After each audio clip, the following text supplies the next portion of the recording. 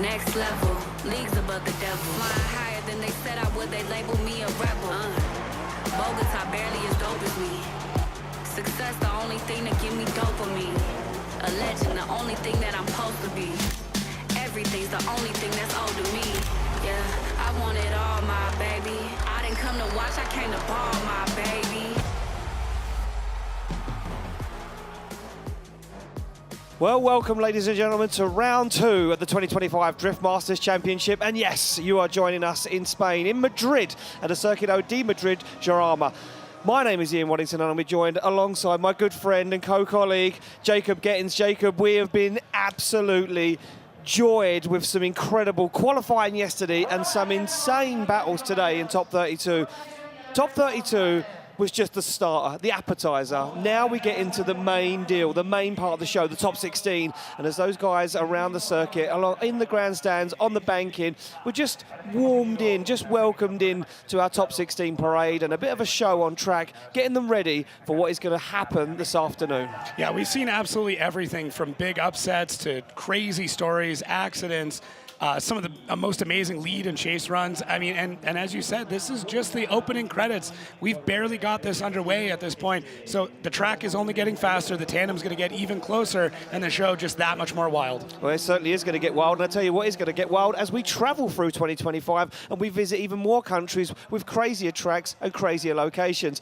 We obviously missed round 1 in Italy, it was cancelled, but we're here in Spain, and then we travel through Finland, Ireland, Latvia, and we return back to Ferropolis in Germany for that Iron City, and all roads lead to the Warsaw, to the PGE Narodowy in the centre of Poland, where we throw it down at the Red Bull Drift Masters final, where we sell out 55,000 seats. We do it under the lights on a custom-built circuit, and we crown our 2025 champion. It is a sight to behold, but this was a sight to behold as our Red Bull athletes came along and put on an incredible stunt show for everybody in attendance, just to warm them up. You know, the drifting action had finished. Well, it hadn't finished completely because it was on track ever so slightly, and these guys, what a show, what a spectacle. And this is what we got to see during the lunch break. Yeah. That's it, yeah. It doesn't stop here. There is no time to relax. There's always something on the go, as we can see our competitors coming through our top 16, doing that parade, being introduced to all the lovely fans here in Spain. Yeah, it certainly was, and every driver pulled out on circuit for that top 16 parade, and I think a little bit of realisation turned in for some of these guys that they're in the show, they're in the main show. It's the business part of the deal now.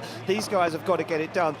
There's no stopping from here on out. It's from here to the podium. One of these guys is going to be taking home a trophy. The champagne will be sprayed on that podium. Who will it be? We don't know. But this tall glass of water right here, James the Machine Dean, in this brand new Ford Mustang RTR, well, he'll be gunning for that top spot as he was yesterday in qualifying. Put to it by the man of the moment, Peter Vicek, unfortunately not out there for that parade and not in our top 32, because yesterday we see a big accident at our qualifying showdown. So Peter, okay, he was checked out by our medical staff and fit for purpose.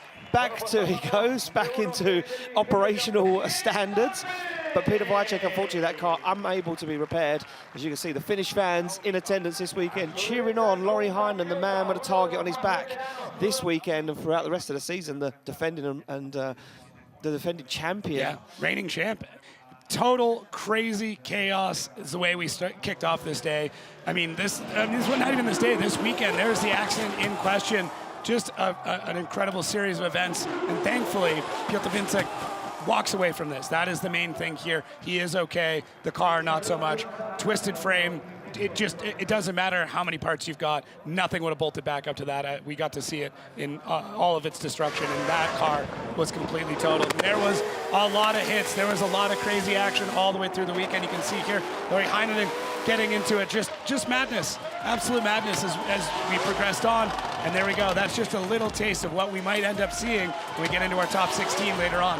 Yeah, a lot of these guys going for it, heavy hitters, and Laurie Heinonen winning that battle against Benedictus Cherba. Cherba at fault, deemed by the judges, and Laurie Heinonen keeps that 2025 championship dream alive by moving through into the top 16. But that wasn't where it all ended. It carried on from there as we see Kevin Pescotti going too hot and heavy into the wall, destroying the rear wheel, ripping the rear suspension off the car, and granting a win to Alexei Holovnia as he goes through to the top 16. Look at that wheel destroyed, and a very, very dejected Kevin Pescotti after spending a lot of the off-season season, preparing the car, preparing himself as a driver, getting in plenty of seat time and practice, only to be let down at round two, by a small mistake as a driver, heading too fast into outside zone 4. But it never stopped there again. Kuba Pushkonski, well, that car wasn't looking like that yesterday because he took that car to the wall heavily in practice. They managed to get it repaired and out, but then he took it to war in the top 32 and caused even more damage when he made big contact with Connor Falvey. And again, Pushkonski deemed at fault for that contact, and Connor Falvey ultimately getting the win, advancing through to the top 16. But nevertheless,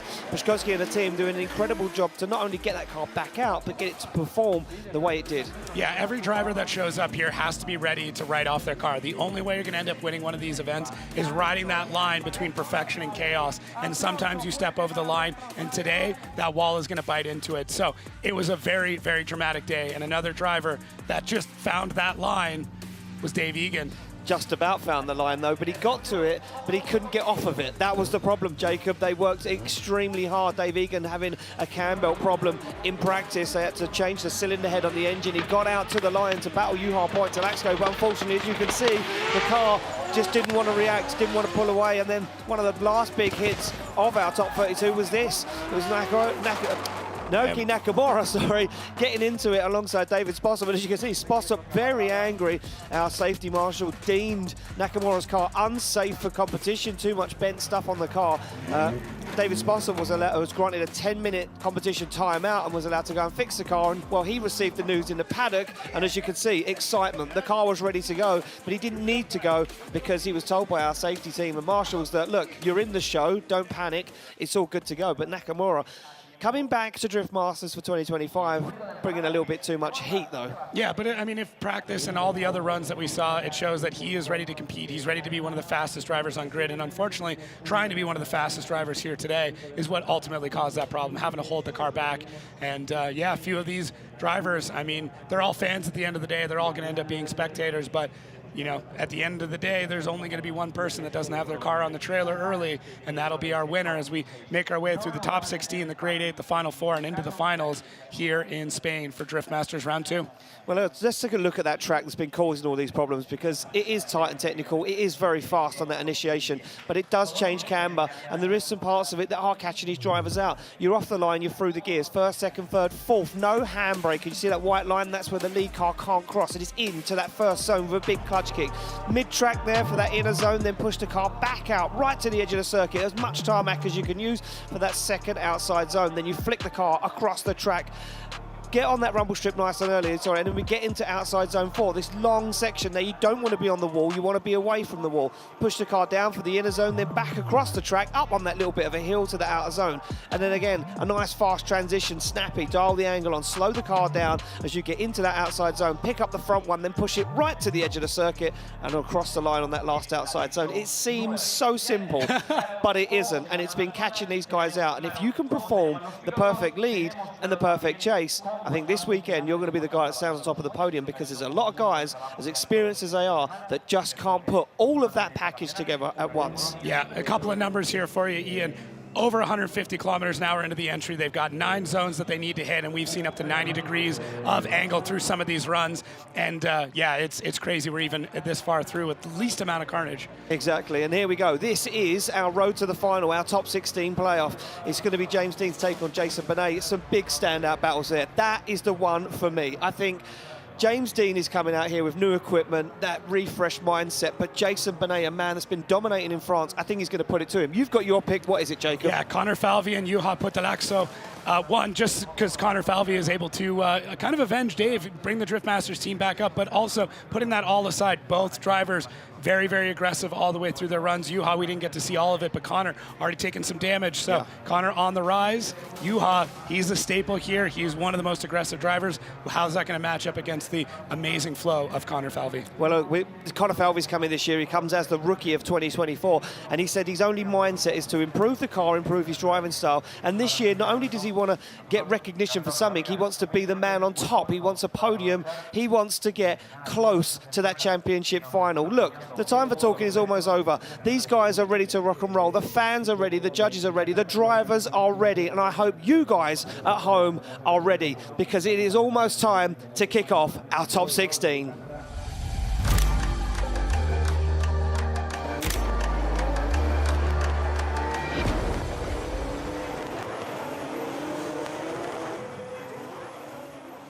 Well, there we go. We're down at the back end of the circuit, and the action is ready to come off the line. It's going to be James Dean to take on Jason Benet. This was my pick for the most exciting battle of our top 16 because two guys that want it. They want it bad. James Dean sits in a car that's a little bit battered and bruised now after being brand new just a couple of days ago. He sits in there, cool, calm, and collected in a machine that he knows very, very well. But he sits alongside a man that has been dominating in France. Very technical driver, very fast, very experienced. Jason Benet here for Drift Masters 2025, a full season to prove himself as a driver. He slams that car into gear, but he's got a big task on his hands as he chases down a man that has more titles and more trophies than anyone else in their cabinet. They get the green light to go, they're through the gears, and the first battle of top 16 is off, and Dean fires in, puts that car right to the edge of the circuit. Benet can hang with him, but he has to shortcut a little bit. You can see that shallow angle as Dean goes wide, picks up the very outer limit of the track, but here comes Jason Benet as he sticks it to the door, gives Dean the room to manoeuvre as he now tries to tuck up on the inside. Benet goes for it. Benet puts it to the back bumper across the line. Oh, man, I was a little concerned in the beginning because James Dean, although he did get a bye run, this is kind of the first set of battles he's seen since the incident. So you don't know how the car is going to be, but, man, so fluid. The way he's able to transition the car around is just expert class. There's a reason why he is considered to be the greatest of all time, and we get to watch history every single run that he puts down. But Jason Benet did not let up. When you're chasing behind James Dean, you know you put your pedal down and you steer the car through the rest of the track because James Dean won't check up. He's not going to slow down. He's going to put it through the zone every single time. So the confidence that you have chasing James Dean is unmatched with any other driver. But James Dean, the way he sets the car up before he even gets into the zone, he's thinking 2 zones ahead at all times. It's like playing pool against somebody that's a professional. Yeah. They're not thinking about this shot. They're thinking about every shot down the line.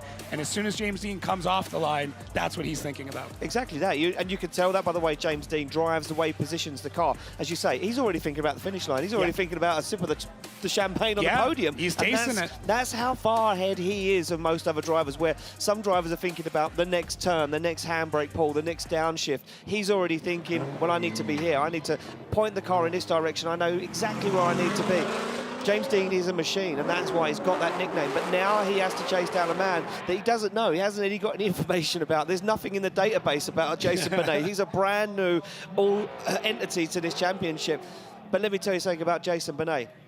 He's got what it takes. We see him in practice, we see him in qualifying. He is a very good driver. He gets the thumbs up, but now he's got a big task. He's going to have that Mustang RTR breathing down his neck as they come off the line. It might be 900 horsepower, it might be 1,000 horsepower, but it's going to come down to one thing, and that's the person between the steering wheel and the pedals right now, as Jason Benet absolutely fires down. He goes nice and wide, flicks the car across the circuit. Dean there with him, matching the angle. A little blip of the throttle for Dean as he works his way into the groove. Jason Benet not putting a foot wrong in that lead position at the moment. Gets that car dialed into that outside zone, picks up the throttle, but he misses that inner, and that could be the nail in the coffin for Jason Benet. Yeah, at this point, that's all we're going to end up looking at for some of these is if you are not completely into that zone. Once we're into the top 16, just being 6 inches, but 6 inches. 10 centimeters away from where you need to be. I like you getting into the metric I system. got this, man. If you're 10 centimeters off that clip, that could be the entire run for you at this point. Jason Benet had a couple of small corrections. James Dean did an amazing job to be able to correct them as Benet comes through our 4th outside zone.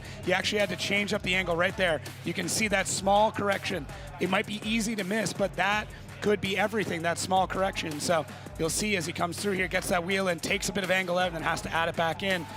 This is what we talk about when you're trying to think further ahead, a couple of zones ahead, and that's why James Dean is as great as he is. But James does a good job of getting through the run and following it in. Jason Benet, though, solid lead run on that, punching well above his weight and driving well beyond his years. Certainly so, and there we go, guys out of the car, and even some Irish flags in the crowd supporting James Dean as Jason Benet leaves the helmet on. I think he knows he made a few mistakes. That was a tough battle. Slide him left for Benet, right for James Dean, and it's going to be James Dean, ladies and gentlemen, advancing through to the Grade A, and Jason Benet knew it straight away. That was going to be a tough battle, but what a contender. Keep your eyes on that Frenchman throughout 2025 because he's got a point to prove here at Drift Masters. We will see him again. I guarantee it. There's going to be plenty more conversation around Jason Benet and what he's able to do on track.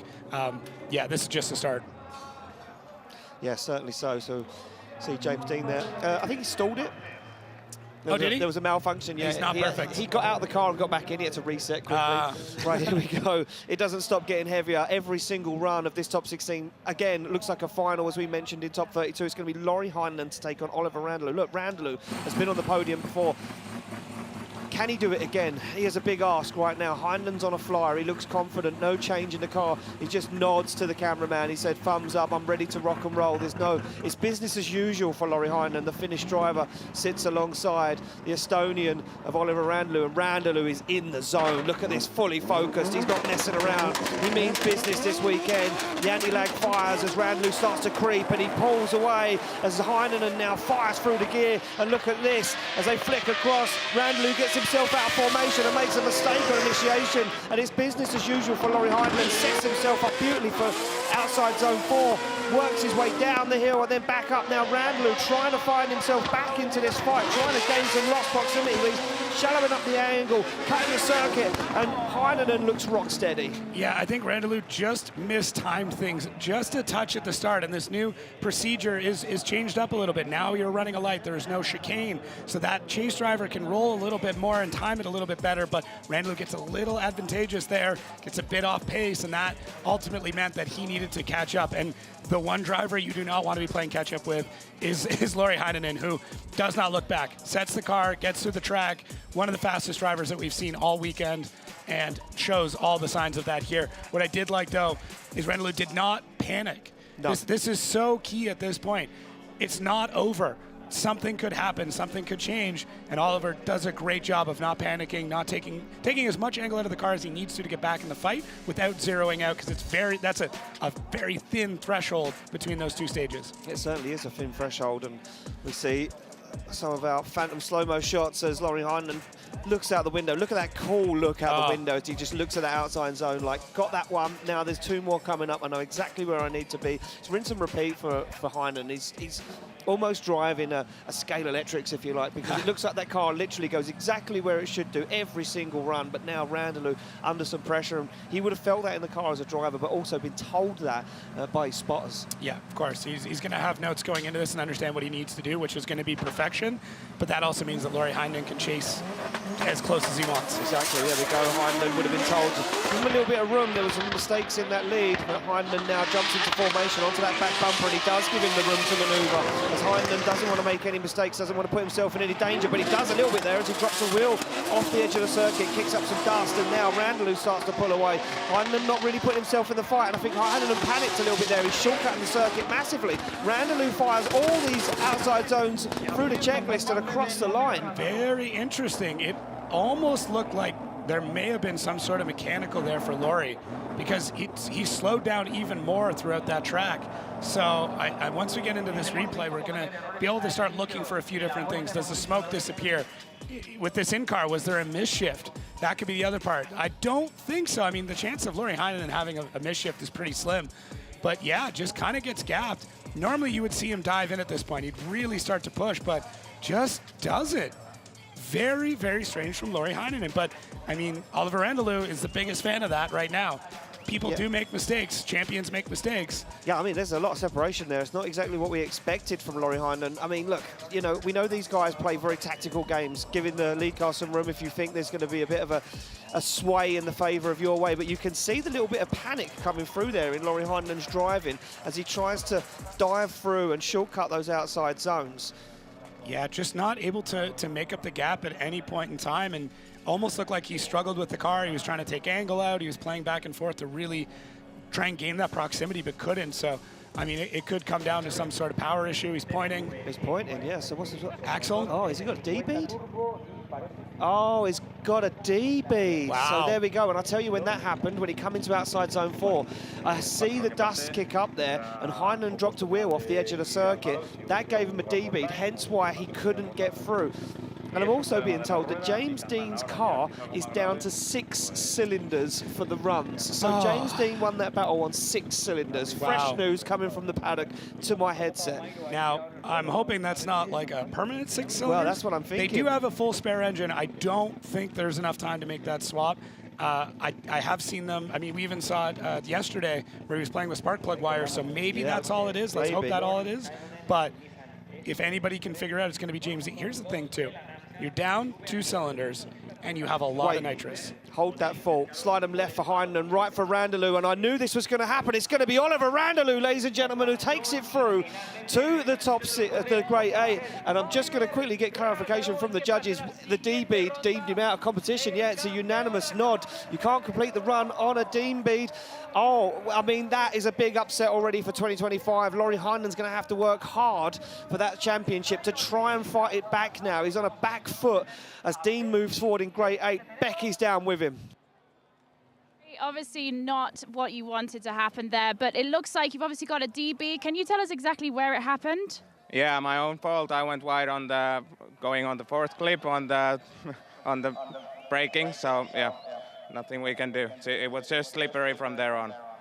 Well, I'm sure we'll see you in Finland next time. It's been a pleasure having you here this weekend, Laurie. Thank you so much. Wow, and look at that dejection from Laurie Heinonen, our defending champion. Look, I mean, look, the problem is you make that own mistake yourself. Yep. There's no one else to blame. And he knew. I see the little whisper of dust pop in the air, and I was like, oh, he's got a wheel off track. I didn't realise it was such a harsh bump there. Took the wheel off the tyre. Here we go, the tyre off the wheel, sorry. Wrong way round. We're getting there. I'm learning about these cars. Right, we're back on the line. It's going to be Jack Shanahan to take on Oran Nilsen. And we could see down there a little shot into the Shanahan's paddock. Everyone crowded around, all the Irish together there watching Shanahan. Look at him, he looks cool, calm and collected. Nod of the head, he's ready to go. Oran Nilsen, laser focused. You can see the breathing, trying to keep himself calm, the big deep breaths, nice and slow, getting in the zone, just full focus before going against one of the most exciting drivers that we have on grid in Jack Shanahan. I can't imagine what's going on through Oran Nilsen's mind right now, because like you know what you're going against. Yeah, I mean, it's exciting in a lot of ways, but scary in others. Very scary. I mean, look, we're going to have to try and get Laurie Heinenen's car off track. I'm not sure what's going on here now as well. I do believe he's got maybe a breakdown, or the tyre is bound up on the suspension and he can't move it. So we will have a few moments while we try and recover Laurie Heinenen's car off the track. I mean, look, for Oran Nilsen, he knows Jack is going to drive 110%. So as a chase car first, you can push as hard as you can. Yeah. But then there's that limit. We spoke about it earlier. We touched on it quite a lot. You can overdrive the car. You can go into that place where Nakamura went, where you drive so hard that you end up knocking yourself out of competition and putting yourself at fault. Yeah, it's such a fine line right now, and as we've been talking about, the track does evolve over time. More rubber goes down, the temperature changes.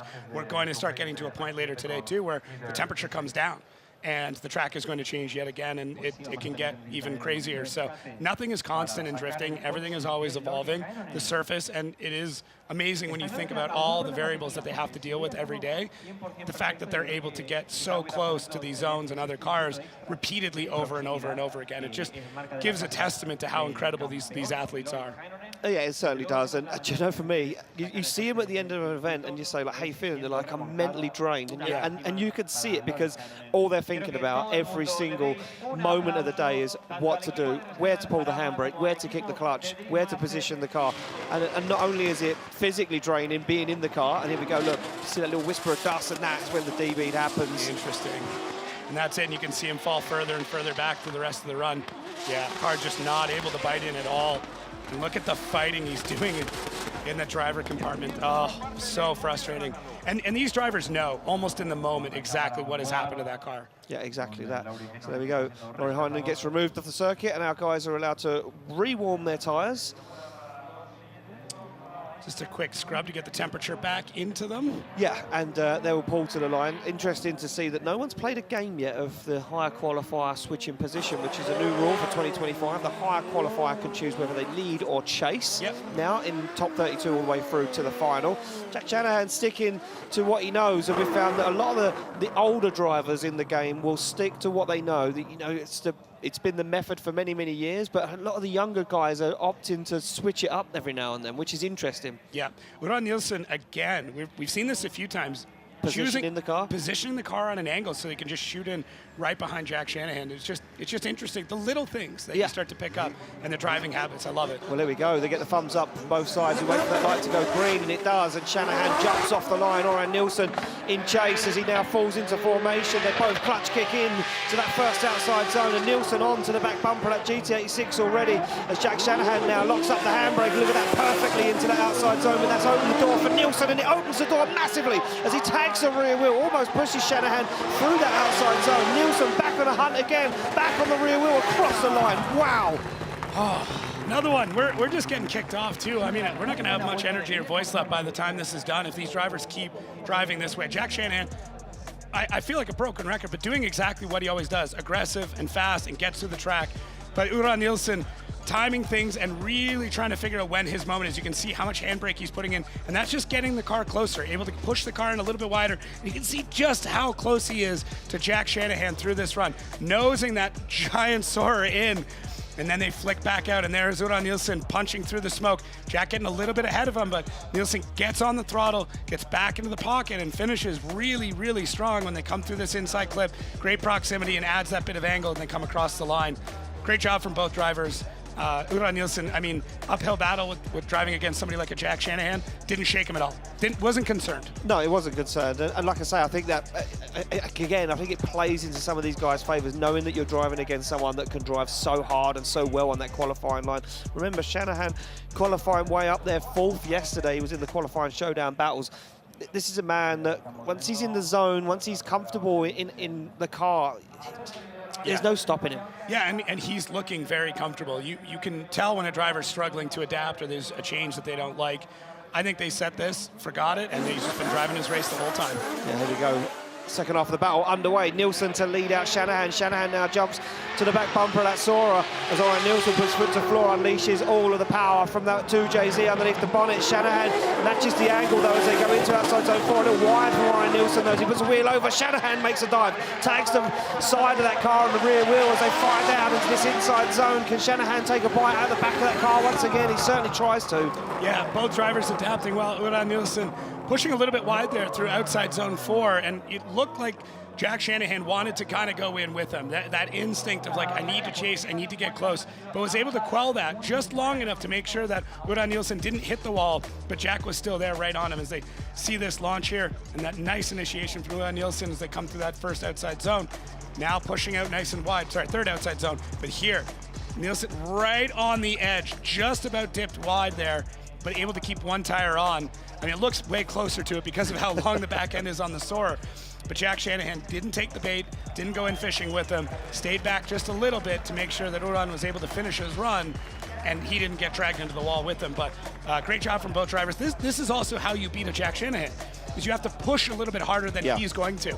You almost have to not bait him, but just go, I'm going to go this far. Are you willing to party over here? And that's the thing. I think Nilsen asked the question of Shanahan, do you want to go this fast? Yeah. Can you go this fast? Can you throw this angle? And, and you lead them into a full sense of security almost. Well, and you can create a mistake that way. You can, as a lead driver, you're predicting the pace, you're setting it, sorry. And in the chase, you kind of have to predict ahead of time what they're going to end up doing.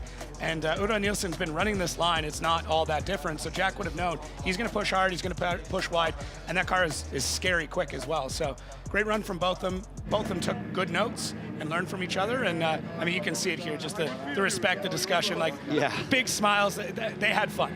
They did. They had fun in that run, and isn't that all that matters? That's all that matters. Yeah. Well, I mean, look, we always have fun. We have fun all the time. Sometimes these guys not so much. Yeah, it happens. It happens. Here we go. Decision dropping in from the judges. Who's it going to be? Yeah, I see this one coming all the way from the beginning. It's going to be a one more time, ladies and gentlemen. Jack Shanahan and Nilsen have got to get it done again. And yeah, Jack Shanahan lets out. Woo! There was no separating it. A few mistakes from both guys. Probably would like to see him closer throughout the run with proximity. That's probably where the judges are leaning towards. But other than that, two nice lead lines, just lacking a little bit of proximity throughout the run. Those dives want to stay there, really. Yeah, just clean up, a little bit of cleanup, that's it. But that's how you learn, is make a couple of small mistakes, correct them for the next run. The hard part is it's going to be even tougher to judge on their next battle. Yeah, it certainly will be. There we go. We go back to the start line. It's going to be Connor Shanahan's take on Alexei Holovnia as he sits on the line. Two GT86s, two power plants that are identical, almost two similar power figures. This now, the machinery the same, comes down to just the driver. Yeah. Yeah, this is a true head-to-head battle here when you have that, and it makes for great tandem. It certainly does. Well, two guys that have been driving for a long time. Shanahan, the 2023 Drift Masters champion, maybe a little bit more experienced, but Holovnia have been around the block a few times, that's for sure. And look at that, it shows as Holovnia almost goes door to door and angle to angle as they fire through. Holovnia transitions before Shanahan. Shanahan in the outside zone, though. Holovnia seems to be losing a little ground as Shanahan on an absolute flyer as they fire into outside zone 7. Holovnia once again loses some ground, now starts to make it back across the line. Holovnia played it a little bit safe in a few spots, and Connor Shanahan was able to really lay down a solid lead run that went wide in a lot of zones. Not in a bad way, though, just very deep, especially through 4. And Holovnia didn't want to get in that deep. Got a little worried. It's tough, too, because the way that Shanahan hucks it into a lot of these zones, it's so violent and quick that it can look like he's about to spin out. It looks like he's going to shoot off track, but he's able to save it at the last minute. But Connor, good job here setting things up when they come to that inside clip on number 8. And Holovnia, safe run, maybe not the best idea, but still got around the track, still had decent proximity. That's one of those runs you lay down and you hope that the chase driver, when you swap it around, that the chase driver ends up making a mistake. Shanahan instantly in the mirror there across the line. You see that on the onboard, looking to see where Holovnia was. Well, you want to know. It's that last impression, like, okay, we're done. Where are you? Where are you? Yeah. Did you make it through the run? Yeah. That's probably what. Could you hang? Yeah. Could you hang with me? Look at that, 2 GT86. Like we say, this is coming down to just driver on driver right now. Cast it up. Yeah, and there's going to be some strategy involved. There always is, but yeah, it really comes down to who's got better instincts and who's willing to push harder, because both chassis are going to do the same thing. Exactly that. So these guys make their way back down to the back end of the paddock. They'll spin them around, and they'll go back to the start line. Holovnia now to lead out Shanahan, as Shanahan looks comfortable in the car. It looks like he's got a lot on his mind, though, a lot of thinking. The spotters will be in his ear saying, look, you're going to have to push. This is not going to be an easy battle. Holovnia is going to give you everything you need as a chase driver. He's going to give you all the tools. What can you do? He looks across for the line as Alexei Holovnia now sits on the line. The Ukrainian driver leads out. Connor Shanahan from Ireland. They fire through the gears. Look at this, Shanahan on the bumper, closer than Holovnia on initiation. Nothing separating these two guys at the moment as they fire through. Good transition from both of them as Holovnia leads him into outside zone 4. Nice line from the Ukrainian, but look at this from Shanahan. He shallows up the angle and noses the front of that GT86 in to the door of Holovnia's GT86. A little wobble there from Holovnia, but he gets through it. Final outside zone, door to door. Solid run from both drivers. Holovnia did exactly what he needed to do, and they're in the lead. Very similar to what we saw with the Jack Shanahan run. Tried to just go as wide as possible through these zones, throw as much angle and as much speed, and just turn everything up to 11 and hope that Connor Shanahan makes some sort of strange mistake in the chase. But that is not a Connor Shanahan move, to make a mistake like that. But it does happen. Nobody is perfect. We've seen that plenty of times already. But in this case, I mean, I really like the way that Connor played his hand with this. Knew that Holovnia was going to huck like this, that he was going to drive really hard, and made the appropriate decisions. Little bit of a gap there, but dives in, doesn't make anything too crazy, takes that line a little bit too tight in the chase, but that's what you need to do. That's what you're allowed to do. And both drivers really laying it down. This might be a really long night for us. That's what I said. I said, clear your diary for Monday, because I mean, we're going to be here Monday night finishing off this. Changing my flight as we speak. There we go, the nice slow-mo shots as the guys jump out of the cars and wave to the crowd. And a little sigh of relief, I think, there for Connor Shanahan. He's like, it's so close. He has no idea. Holovnia's like, oh, I wish I could win this battle. Yeah, I mean, this would be a massive feather in his cap, for sure. For sure. I mean, anytime you take down a Shanahan, that's a big deal. Here we go. Who's it going to be? Connor Shanahan on the left, Alexei Holovnia on the right. One for Shanahan. There we go. Connor Shanahan gets the win, advances through to the Grade A. Alexei Holovnia, look, he's still happy. That was an incredible battle, a nice lead and chase. But yeah, that opens up the door to the question, if the one more time battle goes in favour of Jack Shanahan, well, he'll be facing off against Connor in the Grade A. Now who's leading too far? And look at this. Yeah, Jack Shanahan watching the screen in the Shanahan pit saying, this is not how we plan things to go, but this is what might just have to happen. And you were telling me that I was looking too far in advance. You're 2 battles ahead. I can't help here, it. man. All right, listen, it's top 16 now. I can do what I want. Okay, all right, everything out the window. I got it. Right, here we go. Pontus Hartman finally gets a battle on his way. He got a buy run in that top 32 because, unfortunately, Piotr Wajcik not able to make competition. He now faces off against Sadeh, who's looking strong this weekend. Yeah, this will be a great battle. And we talked about this before with the drivers. who got the bye run. You don't have a lot of battle tests. You've been sitting on ice for a really long time. Well, technically, Ite didn't get a battle either because Marco Zaccarou bent those steering arms in the tyre warming area. He still did get the bye run, so did Pontus. But for me, Ite Sadeh in this new car, this new 2 Series, looking so strong. Good point. Good point. Well, there we go. It's time to find out who has got what it takes as they come off the line. It will be Pontus Hartman to chase down Ite Sadeh. 2 BMWs, 2 similar power plants. And what have they got as they throw down? Look at this from Ite Sadeh already on the throttle. Big flick to initiation as he fires down now. Scrubs some speed, a little shallow on the entry to outside zone 4. Pontus Hartman has to shallow up the angle. Almost got it wrong there and got himself into the wall. He's now losing ground on the young man as Ite Sadeh puts foot to floor, gets that final outside zone across the line.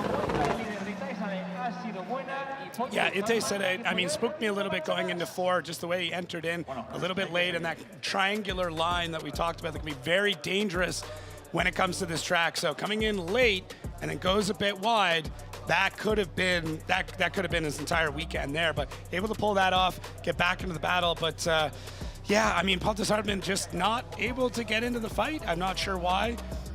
Everything looked pretty good at the run-up, and then Ite Sadeh just took off, and that was it for Pontus Hartman, who basically became a spectator behind him for a lot of the run. Yeah, he certainly did, and you know what? It was almost front row seats there to the view of how good that 2 Series looks as it flies around the circuit in Spain, because Ite Sadeh was up and gone. There was no catching that young man, but now we have to swap him around, and as Ite Sadeh, has he got the tools in the tool bag to slow that car down? You can see he's dialed a lot of grip into it. It's very fast, but Pontus Hartman's a quarter of the speed down. Yeah. So now he has to try and balance that behind Pontus Hartman, who probably isn't on the same sort of grip or pace that Ite is. Yeah, it's that's the hard part when you are chasing a slower driver, is you still need to drive at their pace. So you're going to have to pull things back. You may not have geared for the speed that they're going for, so you might be in between gears. It becomes very, very difficult. And I'm not saying that this is by any means a winning strategy just to drive a bit slower, but it is something that both drivers need to keep into account here, as Pontus Hartman now taking the lead, and Ite Sadeh now needs to slow things down. Yeah, certainly so. So here we go, on the line, ready to rock and roll. We're waiting for the thumbs up from our start line. Marshall, Marcin down there, Pontus Hartman eager to go now. The anti-lag kicks in as the green light is shown, and they are off and through the gears. And look at Ite Sadeh as he looks for the back bumper of that BMW 46. A big clutch kick from Pontus Hartman. He tries as much as he can to avoid, but he can't get away. And he's trying to shortcut the circuit, and now look where that's put Ite Sadeh way out of formation. Hartman up into the wall, and Ite Sadeh gets himself back into the final tag onto the door from Ite Sadeh. He's still coming into this one swinging, but that was a big mistake from both drivers. I'll be interested to see how the judges see that. Yeah, this is going to be interesting. There's going to be a lot of notes that need to be gone through, and I expect a lot of replays we're going to have to look over here, as both drivers having a roller coaster of a run as they came into this. So yeah, Pontus Hartman missing that zone completely, just straight line through, and that amount of speed created a huge issue as he gets really close to the wall. Probably, I think he got the bumper into it. You can see just holding on for dear life, just making sure that everything's going to work. And I think his visor dropped halfway through that run as well. But Pontus Hartman, just too much speed. Yeah. Just knowing that the car, something's going on with the car, whether it's a setup or a mechanical issue. But Ite Sadeh should have chilled out a little bit. Now, I understand he's on a much tighter line here, but if we look back earlier in the run, I believe that's because Pontus Hartman basically missed an entire zone. I was just going to say, he's kind of led Ite Sadeh out away from that zone. Yeah. So Ite's in the middle of the circuit, trying to transition, trying to find a line. Doesn't really know what Pontus Hartman's doing. I think that's why he ended up way down on outside zone 4. Pontus Hartman, I think he realizes there was a big mistake there. He kicked the clutch, the car just didn't react, and I can kind of see how this one's going to play into it. And there we go. It's going to be Ite Sadeh getting the win, advancing through to the Grade 8. Unfortunately for Pontus Hartman, his weekend ends there, but he knows he's still happy. And he said that, you know, being in the top 32, even advancing through the top 32, qualifying alone is enough, and puts a big smile on that Swedish man's face. Yeah, it's so cool to see. And listen, for some drivers, just getting into the top 32 is their win. Yeah. Just making it to the track sometimes is a win. There's so many stories we never get to hear about, as we see. Well, so we haven't Falvey had anything over the headset, but we see Connor Falvey on the line. So I am being told that the 2-minute clock has been activated. There we go, as the breeze picks up here in Spain. That block nearly taken away. Our Red Bull start line nearly flying off. But the clock is counting down, and there we go. We see Juha Poitolaxko. He does make it into the tyre warming area. I thought that we were going to see another bye run. Yeah, you know what? I really didn't want to. No. I'm here for head-to-head battles, not for bye runs. But yeah, Juha Poitolaxko able to get the car going. So apparently he got a puncture on the way to the grid. He had to go back to the pits, change the tyre, go back out, and then warm again. How is that for messing up a driver's mental state? Well, and for both of them, even, I mean, Connor, it's going to be, it's just a, oh, I think I got to buy, oh, no, you don't. No, you back don't. in the zone. Yeah, exactly that. Well, Connor Falvey, the higher qualifier, sits in that lead position as Juha Poitolaxko gets ready to rock and roll. You can see him pressing the button for the anti-lag. He's going to need all of that because this young man from Ireland is going to be on an absolute flyer as Juha Poitolaxko is going to hunt him down. I'm getting so much drama in through information going on. We'll get back to that in a minute. We're going to get this battle underway first. Look at this. So from Poitolaxko, he knows that Falvey's fast, and he's now jumping the start. He's waiting for Falvey to initiate as Falvey throws that carbon Kevlar S15, and he's not wrong. Falvey is fast. The carbon Kevlar can barely hold on as a young man from Ireland puts that rear wheel into the outside zone. He's up and gone, and Poitolaxko, he needs to do something right now. He needs to dive. He needs to make a move because Falvey makes a big mistake, stalls up and has to get himself back into it. That was strange from basically the roll. Since this battle began, things just went back and forth and got really weird. I mean, Poitolaxko coming up to the line late and then leading Connor Falvey out of the box and getting ahead of him. And then because of that, Connor Falvey able to shoot past Poitolaxko and get into a really demanding lead here, and then starting to wash a little bit wide as Juha having to make up a ton of ground. And Connor Falvey looked amazing through most of this run, and then this is where things get strange. Cuts that outside zone a little bit short, and then the inside zone, things get weird, shoves it into gear, and then gets back on it. But look at the correction. You can see that. He should not be turning the wheel that way. No, I think he caught a load of understeer when he downshifted. He went to put, right there. Look, caught understeer straight away. So really tough, and yeah, just a small mistake there from Connor Falvey. I don't think, I don't think that's enough to consider a straightening. I could be wrong. Look, I hope it's not. You've got to kind of look at this in the judges' sense of view as well, that there was a lack of proximity and the shortcut of the track for Juha Poitolaxko. Does that now equalise out the mistake from Connor Falvey? Yeah. Are we sitting with a situation where both guys are sitting with almost similar amount of points going through, and you can see down there the team, they're just cooling down the car. Look at this, Bagsy down on the grid, cooling down Connor Falvey's car. And this is drifting. This is the camaraderie we have. Bagsy knocked out a competition. He said, look, weekend's not over for me. I'm in Spain. I'm going to help out wherever I can. And he's down on the grid, probably giving Connor Falvey some advice, helping him out, chilling him out in the pits, saying to him, calm down, you've got this. And he's down there helping and cool down that carbon Kevlar S15 as we await Falvey to get back to the start line. Don't forget, we do have a 2-minute clock running, so they have 2 minutes to get back to the start line once that clock is activated, and we know he's going to make it because he's only a few feet away. Yeah, I mean, talk about having great drivers helping you out through this whole thing. Connor Falvey's got a big advantage that way. Exactly that. Yeah, he's got a whole wealth of knowledge behind him, pushing him along. This is going to get interesting right now as Juha Poitolaxko comes off the line in that lead position. Connor Falvey to give chase. Oh, look at this. Aggression already as Poitolaxko fires the back end of that BMW in the face of Connor Falvey. And Connor Falvey now trying to make a dive. He's on the handbrake for a long while, and now he jumps into it. Look at Falvey, aggressive, but has to stall up massively. This is scrappy from both guys. Love to see what the judges are thinking on this one as Falvey goes to make another move on Juha Poitolaxko, and he goes for the back bumper across the line. Yeah, very, very interesting there. There's a lot of things that happen. It all happens very, very quick. I mean, we've got a runtime of, what, 26 seconds or something like that. You got to remember how much drama can happen in, half a minute or less. But look at how calm Connor Falvey is throughout this entire run. He's got his hand on the e-brake, ready to go just in case Juha really gets into that zone, but kind of late, and then shoots out a bit early, trying to gap. That's that triangular movement that we talked about before, where it's a bit jagged, it's not curved. And look, I can't get over how calm Connor Falvey is throughout this entire thing. Just huge pupils staring him down, trying to see what's going on. But Juha Poitolaxko, not a stable run. Very fast, very aggressive, but not smooth. I know we don't judge on smooth, but smooth will mean you can hit all the zones correctly, and it's much easier to chase. There's a point where something becomes unchaseable. Don't think that's the case here. And now you've you know, brought it to everyone's attention. That line from Juha Poitelascu in outside zone 4 was bang on the money, because he did get into it and then kind of shot out of it. When the car gripped up, it kind of fell out. Be interested to see what way this one swings as Poitelascu takes a look at the back of his car, whether he's worried about tyres or damage, one or the other. Connor Falvey can't wait for the decision to come in. But here we go. Who's it going to be? Poitelascu on the left, Connor Falvey on the right. One vote for Connor Falvey. It's going to be Connor Falvey. Connor Falvey gets the win, advances through to the Grade A. Another step forward. Juha Poitelascu quite dejected there, and we're going to go to David Kalas real quick. David, that was a tough one.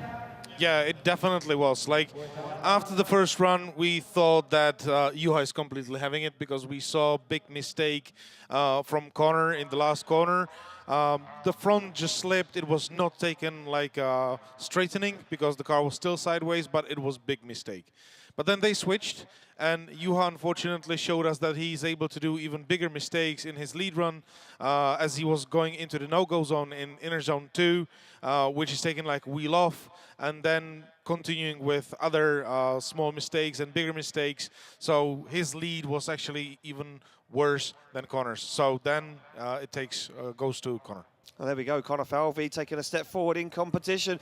He's looking good. The Irish fans are loving it. I think there's plenty of people back in Ireland that are loving it. Look, Connor Falvey, the Rookie of the Year last year, already making moves in 2025. Becky's with him right now. Connor, congratulations, you're into top 8. And if I'm correct, this is the first you've ever got in competition at Drift Masters. That must feel absolutely amazing for you. Oh, it feels amazing. It feels like all the hard work paid off. There's been so much commitments made over the off-season. My parents put so much into me, so I can't thank them enough, and I can't thank Drift Games enough as well. You have no idea how much it means to me. I'm just delighted. How many laps of this track did you actually do on the sim? I heard there was a lot of times that you practiced this. Yeah, there was too many hours, about 55 hours I put into it, so I'm working very hard, and yeah, just hopefully we can get further now. Congratulations, Connor. There you have it, guys. Thanks, Becky. Yeah, there we go. Man, look, very humble for a young man, and look, so, you know, grateful for every opportunity he's been given. And that was a tough battle for him. Understeering that last outside zone, a scrappy lead to try and chase. Look, we move it along to the next battle in our top 16. It's going to be Juha Rittinen to take on David Sposob. Sposob getting that win over Naoki Nakamura with contact in that last outside zone across the line. He's very, very happy he's got into the top 16. He's going up against a steely competitor this weekend of Juha Rittinen. Yeah, both drivers seen some contact, so hopefully the cars are ready to go and there's no mechanicals, and we get a really nice heads-up battle here. Yeah, I'm sure we can. And Rittinen must be in that right mindset that he said he wasn't in yesterday for qualifying, as he now slams through the gears and stares down the back of that purple S15. They fire in, and look at this from Sposob. No messing around. He knows he's got Rittinen hot in pursuit, and that's a big mistake from Juha Rittinen. He went for the transition way too early, and now Rittinen makes a big mistake. He's down on the inside. He has to try and get himself back in formation, back on the side of the Polishman's S15, as Sposob finds that inner zone, looks for the final one across the line. Yeah, very uncharacteristic mistake there from Juha Rittinen. Just timing, just, you know, one Mississippi off, just barely outside of what it was. One Mississippi. That's it. Yeah, I mean, hey, we'll use anything to measure, but no, look at this. Yeah, I think Rittinen, sorry to jump in there, please. I think he come down the inside and caught himself off, because Sposob was going to transition, and he knew he was going to make contact with the lead car. No, it was a good move for Rittinen to fall back there, but ultimately what it means is he's that much further back when the transition happens, and just not able to really make sure he fulfilled all of outside zone 4. Able to get back in the fight for the rest of the run, though. I mean, once we get into 6, 7, 8, 9, things look fairly good there for Juha Rittinen, but Sposob does a really good job out front. Solid, good lead, through all the zones. You know, just nothing exciting in the best possible way. Yeah. That's what you want. You want your lead to be really good and almost no notes. That's a solid lead run. Yeah, when the little box and the judges thing is empty, yeah, you could just go, that was good. The best notes are no notes. Yeah, yeah, and Sposob, that's what that was. So not dramatic, which is perfect because that means he hit all of his marks. But Juha Rittinen just Just a little bit of a mistiming. That's all it was. And I think he got a little bit greedy, tried to dive down on the inside, like I say, and I think he knew he was going to make contact with Sposob, had to back out of it, and that completely mistimed his transition, and he ended up way on the inside of the circuit. But now it's his time to lead out David Sposob. Sposob now going to be feeling a little bit of pressure. Maybe, will he go hard on the chase? He's going to jump off the line early, that's for sure, as they get the green light to go. It'll be Sposob to chase down Juha Rintanen. Rintanen smokes the tyres already, a big clutch kicker. Look at this, Rintanen up and gone. That car gripped up to the max as he fires through. Sposob not bothered though, just going to stick to that qualifying line. They both get to outside zone 4. Sposob into the wall though, goes too deep and throws the battle away as Rintanen thunders down the track as the anti-lag rattles around the building. Across the line goes Rintanen and Sposob buried in the wall. Yeah, I mean, Juha Rintanen has this thing wicked up. You know, thankfully we're seeing Sposob get out of the car. He's all right. I mean, somebody who was frustrated by a bit of contact earlier on with Naoki Nakamura, not going to be much happier about this type of contact. No, he's certainly not. And you know what? I think that was maybe a little bit of panic setting in there for David Sposob when he see Rintanen getting outside zone 4 and kind of dig in and start to drive away. Thought, I need to make the dive. Yeah. Look at Rintanen though, absolutely focused. And you can see just the amount of force that's on that driver as they slouch over to one side, getting into that initiation. But Juha looks good. Sposob just a little bit too wide. Almost like he's adding in a touch too much throttle, and the car breaks free more than he was hoping for. Actually, he's coming in with a lot of momentum, and this is where these different camera angles will tell a different story. So from one way, it almost looks like, you know, he just adds a bit more throttle. In this case, he was coming in too quick, and the car just did not dig out of that zone. I mean, look, you know, as a driver, they all say, when you see that lead car starting to drive away, you start to panic. You start to think, where can I make up some ground? And I think for me, Sposob was like, I need to gun this into that outside zone and try and make a dive. Unfortunately, he couldn't pull it off because as soon as he got into that outside zone, the car got a little loose. He washed wide, put it into the wall, and look at Rintanen. He's got a smile on his face already. Decision's in. Juha Rintanen will get the win. Judges deeming David Sposob's incident independent. It was all his own mistake. So Rintanen gets a win, advances through to the Grade 8, and he'll be very happy with that. Look at that, a man that yesterday couldn't get his head in the game. Now, well, his body, car, soul, the whole lot is in the game. Yeah, and a little bit of luck came with that. I think if Sposob was able to get around the run and not have any major issues, that was his to take home. But that little bit of panic, and this is what ends up happening. And when we talk about drivers pulling veteran moves, unfortunately, this wasn't a veteran move. This was that panic that he wasn't able to subside when Juha started to pull a bit of a lead. He got on throttle, really tried to pick up that speed and close the gap, and the timing just wasn't quite there for Sposob. But you know, you do it once and you learn from it. Yeah, you certainly do, and that will take in a few prisoners this weekend, that's for sure, as we've seen a few of these guys taking it to the wall. Contact, I think it's a fine line. A lot of these drivers use that wall as a reference to where they need to put the back bumper, but at this event, the wall is away from the wall. Becky's down there with Juha Rintanen. He must be on top of the world, Becky. Well, congratulations, Juha Rintanen. You're through to our top 8. What does it feel like to be back on the grid for Drift Masters in 2025? Very excited. You have a bad reverberation down here, I understand. Yeah, everything's good. The car is working awesome, so it's great to be back. How was qualifying yesterday for you? Because I know that there was a little wobble there, not your usual performance. Yeah, I've had this thing that I'm practically doing very good at practice.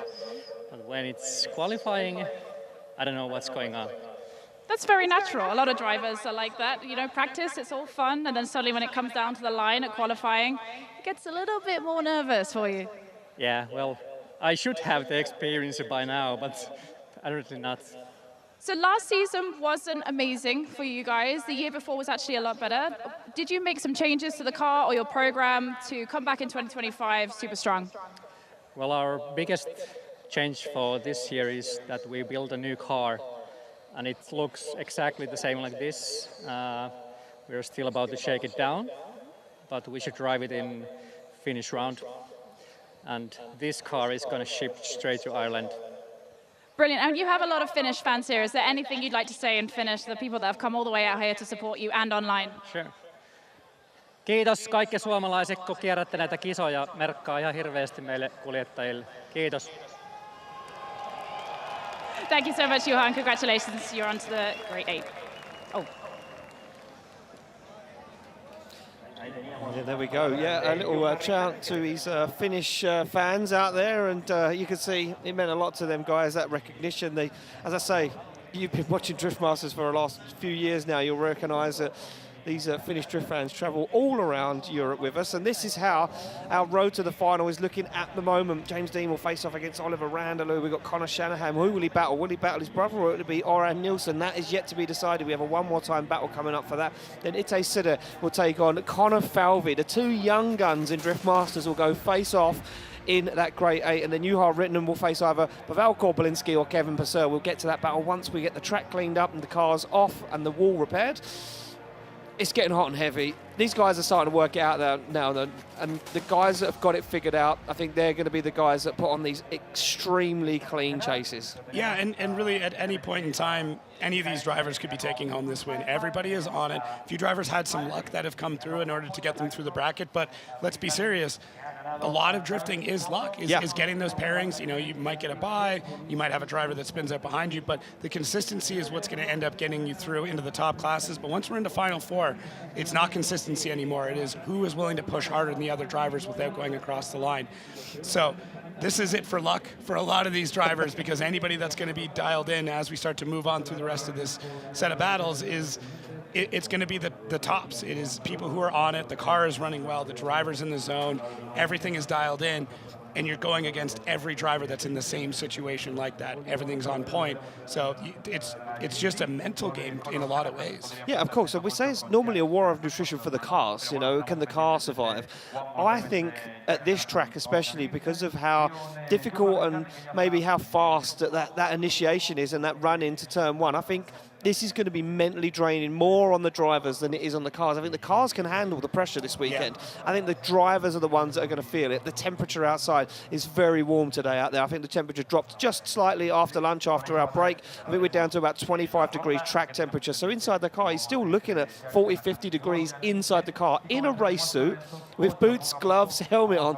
These guys are getting cooked inside the car, and then their brain has to work at 150% to make it around that circuit. And there's a lot to that as well. I mean, the drivers have to be up on grid at a certain time, but let's take a look here at this incident. Oh no, this wouldn't be the incident, it's just our lead run on this one. But yeah, Juha, I mean, very close to having an incomplete in that section, and this is where we have that impact. So just coming in with a bit too much speed and didn't light off the tires at the right time. Probably should have been lighting off right there. And then it was just too late by the time he got into it. Yeah, and you could see he was off throttle at that point as well. So you could see the car was just gliding across the circuit. Wasn't going to gain any traction. There was a lot of momentum, a lot of speed going into there. And unfortunately, couldn't get it slowed down. Like I say, didn't get on the throttle nice enough. Didn't get that grip dial back in enough to pull him away from the wall. And unfortunately, he ended up getting into that wall. And that was the end of the weekend for David Sposob. But look, nevertheless, a good weekend for this young man. And again, he'll be feeling happy with the result he has walking away, even with the car looking as bad as it does right now. Yeah, it can all be repaired. And it will be repaired, and they'll be ready to go for the next set of, I mean, well, not set of battles today, but once they're back on track, that car's ready to go. And the car looked amazing when it showed up. It actually showed up in plastic wrap. That's how incredible it was. But once you get those first couple of dings into it, once the car's kind of messed up and you got to, duct tape a light back in or something like that, you tend to drive it a bit harder. Yeah, of course. Yeah, it's already wrecked. Yeah, once it's scratched, it's good for use. But look, cars that are brand new out of the packet, like Toranic Kavias, don't always work, because we see him yesterday. Yeah. He come flying through, and he got knocked out of qualifying run because the door knocked out of his qualifying showdown battle because the door opened. Just a small thing. And I mean, this is how casual it was. The door popped open, knocked himself out of competition because we can't have a hood, door or boot opening, and he just reached open, pulled it closed and carried on the battle with Benet Vicek. Incredible stuff, but just as simple as that. Even a brand new car that looks nice and fresh and clean can still go, nope, not today. I still can't believe how calm and collected he looked through this whole thing. Door opens. Does he even look over to see? No, Slightly. not really. I think he peripheral vision. It's the push out and then the pull in. Yeah. Like, just like, I got to make sure I slam this thing. But such a small thing, but it happens. And fortunately, it did knock him out of that battle. But what a cool story, a moment we won't forget. No, of course. And, Kavia, the only guy in Drift Masters history to be knocked out of competition twice due to a body panel on the car. First time was the bonnet opening in Austria off the line for a run, and then yesterday when the door opened. So he's making history as Torreira Kavir as we work our way through the years with that young man. Yeah, and just getting some data in here from Sposob's incident, 76 kilometers an hour into it. It shows the resilience of these vehicles because, I mean, most daily drivers, that's a write-off. But yeah, these vehicles are built to take this. The rear end is usually tubed out. There's kind of a section in there that is meant to be unbolted and bolted back in. They're built for these impacts. Yeah. And really, if he needed to come back out and battle again, what, 10, 15 minutes? He's probably able to be do back so. out on track, yeah, if he really had to. But unfortunately, it is the end of the weekend for David Sposob. As you can see, our track staff down there just repairing that wall, making sure it's perfect. Obviously, we want everything back in place exactly as it should be for our drivers. They do use the wall as a reference point, like we said, even though it is, the zone is a metre away from the wall. Done on by purpose, we found out yesterday in qualifying by our judges. Yeah, it was done this way instead of having them to run the wall, and really the reasoning for the wall is to stop rocks from getting shot everywhere. Yeah. That's a big part of it. And the other thing too you have to remember is the closing speed of an incident. What creates a lot of damage is the actual closing speed. So how fast you end up making impact. So if we had that even further off track, that means that they're still picking up speed before that incident. So although nobody wants to see more damage done, it's one of those necessary things that have to be implemented to keep everybody safe, not just drivers, but spectators and vendors and everybody else that comes out to these events. And Sposob, I mean, big hit, easily repairable. I say that as not a mechanic. I was going to say. Yeah, I know. I'm making a big assumption. Shooting some breeze over here. I might get you down there later. I'm not a good wrench, so you don't want that. Just so we can clear it up, because we don't really know. So we get you down there, fix a couple of these race cars, get you greasy underneath, see what we can do. See if we put Jacob to work before he goes home, that's for sure anyway. Right, so here we go. You can see the wall almost repaired, and we can see tyres being warmed down the back of the grid, and it will be the one more time of Jack Shanahan's take on Oran Nilsen. As Jack Shanahan pulls into that lead position, the wall almost ready to rock and roll. That wall has earned its wages this weekend. Yeah, it's definitely one of the hardest working things here has been the concrete walls.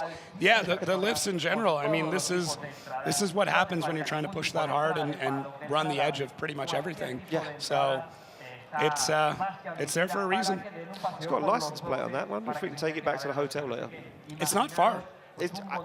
How long do you think it would take? I mean, you've driven in the car with me, probably it's as like slow. 5 minutes. Yeah, perfect. Yeah, you're a slow driver. Yeah, you're I'm a very very cautious driver. Very cautious. Yeah. New country, getting used to it. At least everything's on the right proper side. side. Yeah. Takes me a minute. Does it? Yeah. How often do you walk to the other side of the car? No. No? You know? Every day. Unlock the car, sit in the passenger seat. Well, there's no steering wheel here. Yeah, so I'll just wait for someone to come drive this for me. Right, so we're going to head back down the start line. Looks like the track staff are almost happy, and we're almost ready to kick off a one more time battle between Shanahan and Nilsen. As the forklift goes, oh, look at this. Nilsen again, look, positioning that car at an angle. Do you know what it reminds me of? Formula One starting grid. Right. Those guys gridding at an angle to try and gain that advantage, that little drive across the track. It's interesting. But it's every little advantage that you need to take to do this. This is a game of inches. Yeah. Right? So even just angling it that little bit means that you can drive right in behind Jack Shanahan. You can time it out a little bit better. And if that's the difference, even if it's just, placebo, if it's just mental, if that keeps Oran Nilsen in the right headspace, then perfect. Who are we to judge? Who are we to We're not judge? judges. We're not judges, No. that's why. They're there, and they're always they're grumpy. Their faces are long today because it's been a long day already. Well, here we go. It looks like our start line Marshall Martin's getting the call to say that we are ready to send cars, and they're getting the thumbs up and they're getting told to watch the light. It will be Shanahan to lead out Nilsen. Look at Nilsen already jumping off the line like a lowrider. The front of that Sora popping up and down as he jumps onto the back bumper. Nice initiation from Shanahan as they get into it. Shanahan right to the edge of the circuit. Nilsen goes for a very brave transition behind Shanahan now, working his way into the groove, nosing the front of that Sora right up to the door, starts to get lost in a cloud of smoke, and then dives through the smoke, flips up massively, has to shallow up again as he goes for the rear wheel of Shanahan's GT86. Yeah, both drivers taking notes from their previous run. Oran Nilsen getting a little bit more aggressive in the chase, taking a few more risks, and then Jack Shanahan just going faster and providing that monumental lead run there for Oran Nilsen to be able to get into. And you can see just how dynamic this car is. Every time Nilsen's on the throttle, it's shooting forward, it's lifting up, it's diving, it's bobbling around, and he's able to harness all of it and get as much grip down onto the track as possible to be able to keep up with the incredibly fast Jack Shanahan, who, once again, putting in a clinic in the lead. And Ura Nilsen, just that small mistake there coming into 5, and that also just creates more issues as he runs down to the track, to the end of the track,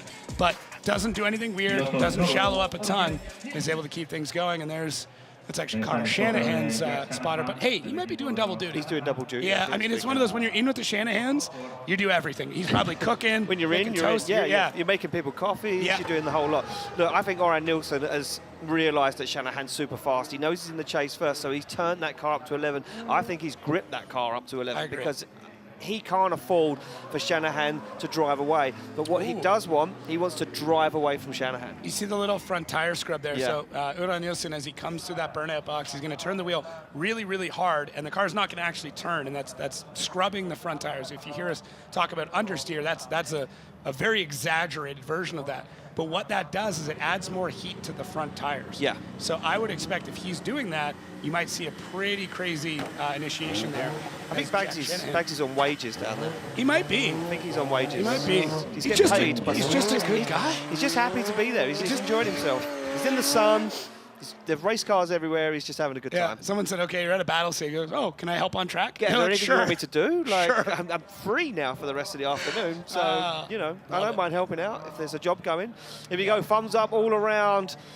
And Marcin presses the button. Yeah, look at this. Ooh, no. False start.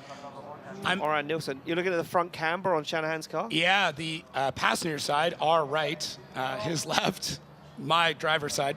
Very confusing. Looks like it's got a little bit more camber than the other side. Could just be the camera angle. Could be. Yeah. But maybe that comes into play here by the end of the run. True.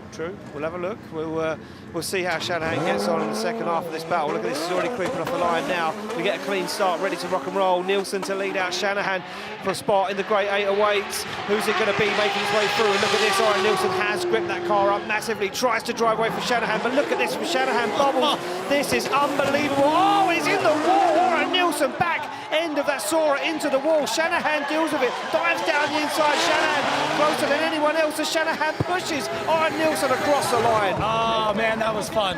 That was just fun to watch. I enjoyed every single moment of that run, from the build-up to the finish line. Both drivers absolutely on it. Ura Nilsen finds another gear, finds another few kilometers an hour. Would have liked to see a little bit more angle through that section. Jack Shanahan adding even more, but as they dive into fourth, Jack perfectly parallel through that entire section, then pulls a little bit of angle out near the end and actually starts to fall back. And we talked about James Dean doing this, where they're actually looking a sector or two ahead to make sure that they're set up for it. That's what Jack did there. Leaving 4, pulls back before he gets into 5, and then able to swing that car back around. So, tons of fun. Tons of fun there from both drivers. Ura Nilsen, very, very quick, just finding every bit of pace in this car, and Jack Shanahan knowing he's got even more pace and not overcommitting, not overdriving the car at any point. Unbelievable chase. Oh, great job from both drivers. Absolutely great job. Look at how aggressive Jack Shanahan is. He almost makes wheel-to-wheel contact there, but falls back just a touch, and it's such an expert move. Well, there we go, out of the car. You pushed too hard. And the words of Jack Shanahan, you pushed too hard. Who's it going to be? Slide him left for Shanahan, right for Nilsen. There's one vote for Shanahan. It's going to be Jack Shanahan taking the win, advancing through to the Great 8. And he will now face off against his brother, Connor Shanahan, in a Great 8 battle. I wouldn't do, we could see bits of GT86 spill all around Madrid at this point. And he's happy, but he has to, how does he spot? I don't know, he just yelled at both. Give him the same notes at the same time. Wow, so there we go. Jack Shanahan getting the win over Ora Nilsen, advances through, and we have just one more battle to go in our top 16 before we move things along to our Grade 8, and it's going to be Pavel Korpolinski to take on Kevin Pesur. This will be a fun one. That raised an eyebrow there. It's more the pronunciation. You got a P and a K, and then a K and a P. So I'm looking at this going like, okay. So Pavel Korpolinski, Kevin Pesur. That's it. I'm just warming up. You're warming up. Let's do it. We're getting there. It's only round 2. Yep, we're good. Right, Korpolinski, tyres warmed on the back of that 2JZ powered Nissan 200SX S14. Korpolinski, the chase we see from Korpolinski earlier was was one of the best ones we'd seen in top 32. So I'm excited to see what he's going to do here against Kevin Pesur. Pesur, look, when he wants it, he wants it. Yeah, Korpelinski there holding up for a second. And I was just a little curious. Was that some head games going on? Didn't want to start the clock, deciding if he wants to take the lead or the chase, but ends up taking the lead. So little bit of games there. Little something going on. I didn't know if it was mechanical. I was hoping it wasn't mechanical. No. I wondered if Korpelinski was going to just suddenly dart into the chase position. The last just second. mix things up at the last second. And there we go, he's in the car, ready to rock and roll, visor open, he looks across to the start line. Kevin Pesur, laser focus, doesn't even want to look at the camera, he's got his eyes on the prize. Visor goes down, that carbon fibre helmet, into gear he goes. Pesur to chase down Korpelinski, he knows what Korpelinski's capable of. This is a final battle of our top 16 as they come through the gears. Korpelinski clutch kicks that car to action.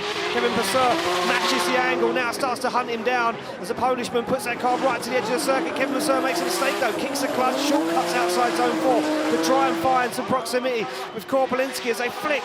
Almost mirror image, big angle from Korpelinski, almost messes up Pesur, but he deals with it across the line. How did Pesur pull that off? What looked like a mistake ended up turning into something absolutely epic.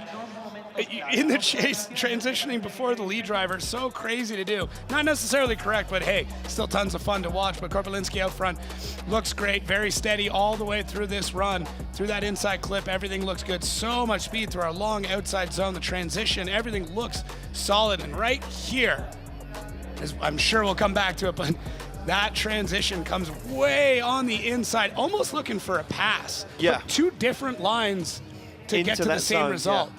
So Korpelinski taking a wider, faster line as he's coming through here. And then Pesur, just a very different way of attacking it. But I like the angle that Korpelinski put into outside zone 6. Yeah, looked good. At 5, sorry. I mean, hey, whatever. We'll just start adding numbers to We'll whatever. just add numbers, 15. Yeah, but Pesur, I mean, just interesting that he would go about it that way. Maybe he felt like he was getting gapped more than he actually was, because I mean it didn't look that bad, but no. Sometimes you think that the car is further away. You're so used to just being on the door all the time that if there's a couple of feet in front, you're like, how far back am I? How far back am I? And what can I do to throw it in? You know, he went for that wild flick and tried to put it onto the door, and it paid off for him. But yeah, two different lines, same result into that inside zone. Very, very clever driving from both of them. As Korpelinski now pulls into that chase position, Kevin Pesur ready to rock and roll. And our start line Marshall Marston saying, look, you can be far back, but not that far back. We need your bumper on the line at least. Oh, here we go. Looks like they are ready to rock and roll. We wait for those lights to illuminate. We wait for the green light, and then Kevin Pesur will break that beam as Korpelinski already starts to creep forward. They are good to go. Through the gears goes Korpelinski. Oh, and he's massively behind. I'm not sure what happened there. But Korpelinski got left standing as Kevin Pesur fires that car into outside zone 4. Now Korpelinski has to play catch-up as Kevin Pesur is on an absolute flyer out front. There is no messing around for the Estonian driver as he puts the car right where it needs to be. Kevin Pesur close to missing that inside zone. He looks in the mirror and there's no Korpelinski on the back bumper. Yeah, I just want to understand it. Was there some sort of issue? Did Pesur miss a zone or a little bit too straight? I didn't really catch to see if there was anything like that. I don't think so, but hey, once we get into replays, you might be able to tell. But already by this large outside zone, the story is basically told where Kevin Pesur just really out there and does a good job through this, not leaving super early, not straightening up a bunch, but Korpelinski just not in the fight. So was there something that happened a little bit earlier on? Nobody jumped the light. We didn't see the restart lights happen. The initiation did look good, but Korpelinski might have just had some sort of misshift, or not even a misshift. Sometimes you just light up the tires a bit early while the other driver hasn't. And that little bit of extra traction that they've got, that timing could be pretty much everything through that. But tries to take that tighter line now. Yeah, and you can. I was just going to say, you can see the line that Korpelinski took there to just try and force something, but I think he already knows that one's done and dusted. I wonder if he was out of tyre at that point and couldn't get the run-in done. Ooh, that's a good point, yeah.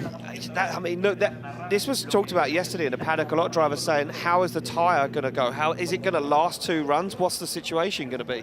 Yeah, it's tough when you've got this much speed through the track. And it's not an incredibly long track, but it's so fast, and the wheels are turning so much, and every rotation, just a little bit of rubber comes off. And by the end, if you're down to cords, you could be a zone or 2 in, and there's just nothing left. So Wonder what the judges were looking at there. I thought we was into a bit of a judging disagreement, maybe. I don't think so. They're not yelling at each other. They all seem to be smiling. They're signalling some stuff to me that I'm not going to pass on. But yeah, I'm not sure. I think this could go one way, it could go the other. Here we go. Kevin Pesur on the left, Pavel Koblinski on the right, and there we go. It's going to be a one more time. It's going to be a one more time. Interesting from the judges. We do come to you quickly, David Kalas. What made you unanimously decide a one more time? Yeah, we need to say that the first run was overall better.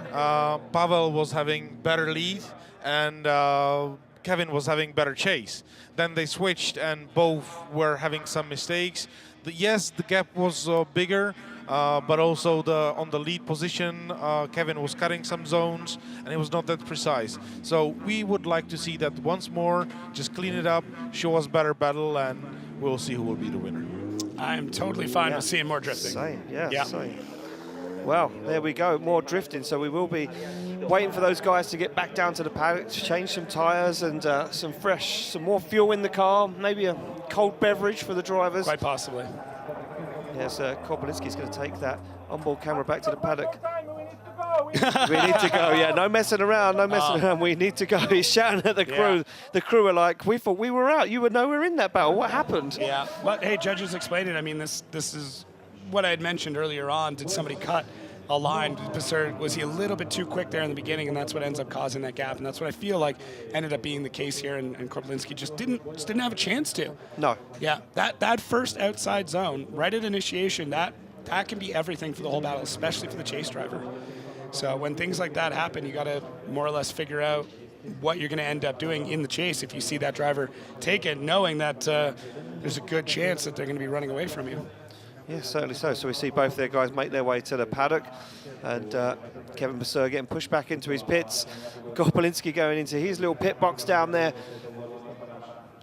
And those guys will be prepping those cars ready to rock and roll. And we are almost done with our top 16 before we move it on to our top 8. We've got some good battles coming up. And look, for me, I think that you have to note the standout battle that's going to be in top 8. Yeah. And it has to be the Shanahan battle. Yeah, that's going to be massive. I mean, I don't know of any other drivers that have driven together as much as they have. No. They grew up together. They grew up together. They learned to drive together. They push each other as drivers. Yeah. The worrying thing is they're going to push 110%. Yeah, I agree. But there's 110 or 15%, let's just throw numbers at it, trust. Yeah. That's all there. When you drive with somebody that much and you're that connected, and as a family, they're so close. Right, you can be brothers and never talk to each other. They just don't stop talking to each other. They're around each other all the time, and they one has taught the other. And there's so much more rivalry and competitiveness in there. It's pretty wild. I mean, the fact that Connor's got a championship and Jack doesn't. That's something, man. Are you stirring that pot already? Yeah, let's get the ladle out. Let's stir away. Okay. Connor's got. It's just fact. That's how it is. Jack has yet to win the championship. Connor has done it. And Jack has been close in the past. Right. He's come very, very close. And Connor made the jump to the U.S. before Jack did. Yep. Jack is older, though, has more experience. Jack is more mechanically inclined and understands the building of the cars a bit more. So, there's a lot going back and forth here, and there's advantages for both drivers in these different situations. But either way, no matter what, however you want to do the math, it's exciting. Very exciting. Yeah, I'm looking forward to it. And another battle that I'm looking forward to, as again we alluded to it earlier on, the Sadeh battle against Connor Falvey. Two young guns in the championship. Your face then was like, oh, that's going to get good. You know why? Because these two guys are coming up through the sport now. Okay, they're in the biggest, show in Europe at the moment or in the world, but there's still two young guys that are coming through the sport, and to see them face off this early in the season is fantastic. Yeah, and there's a lot of point to prove. There's some machismo going around, if you will. Just you've got two young drivers that are coming up very quickly. They're both very aggressive, but also smooth at the same time.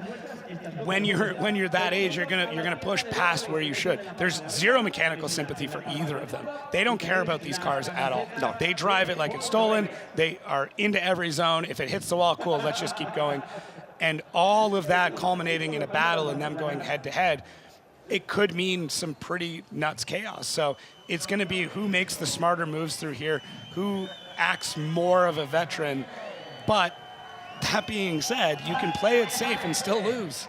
So I don't know. I really don't know. And that'll lead us into not our final battle, but the only other battle that we've got a pairing for right now, James Dean, Oliver Randalu.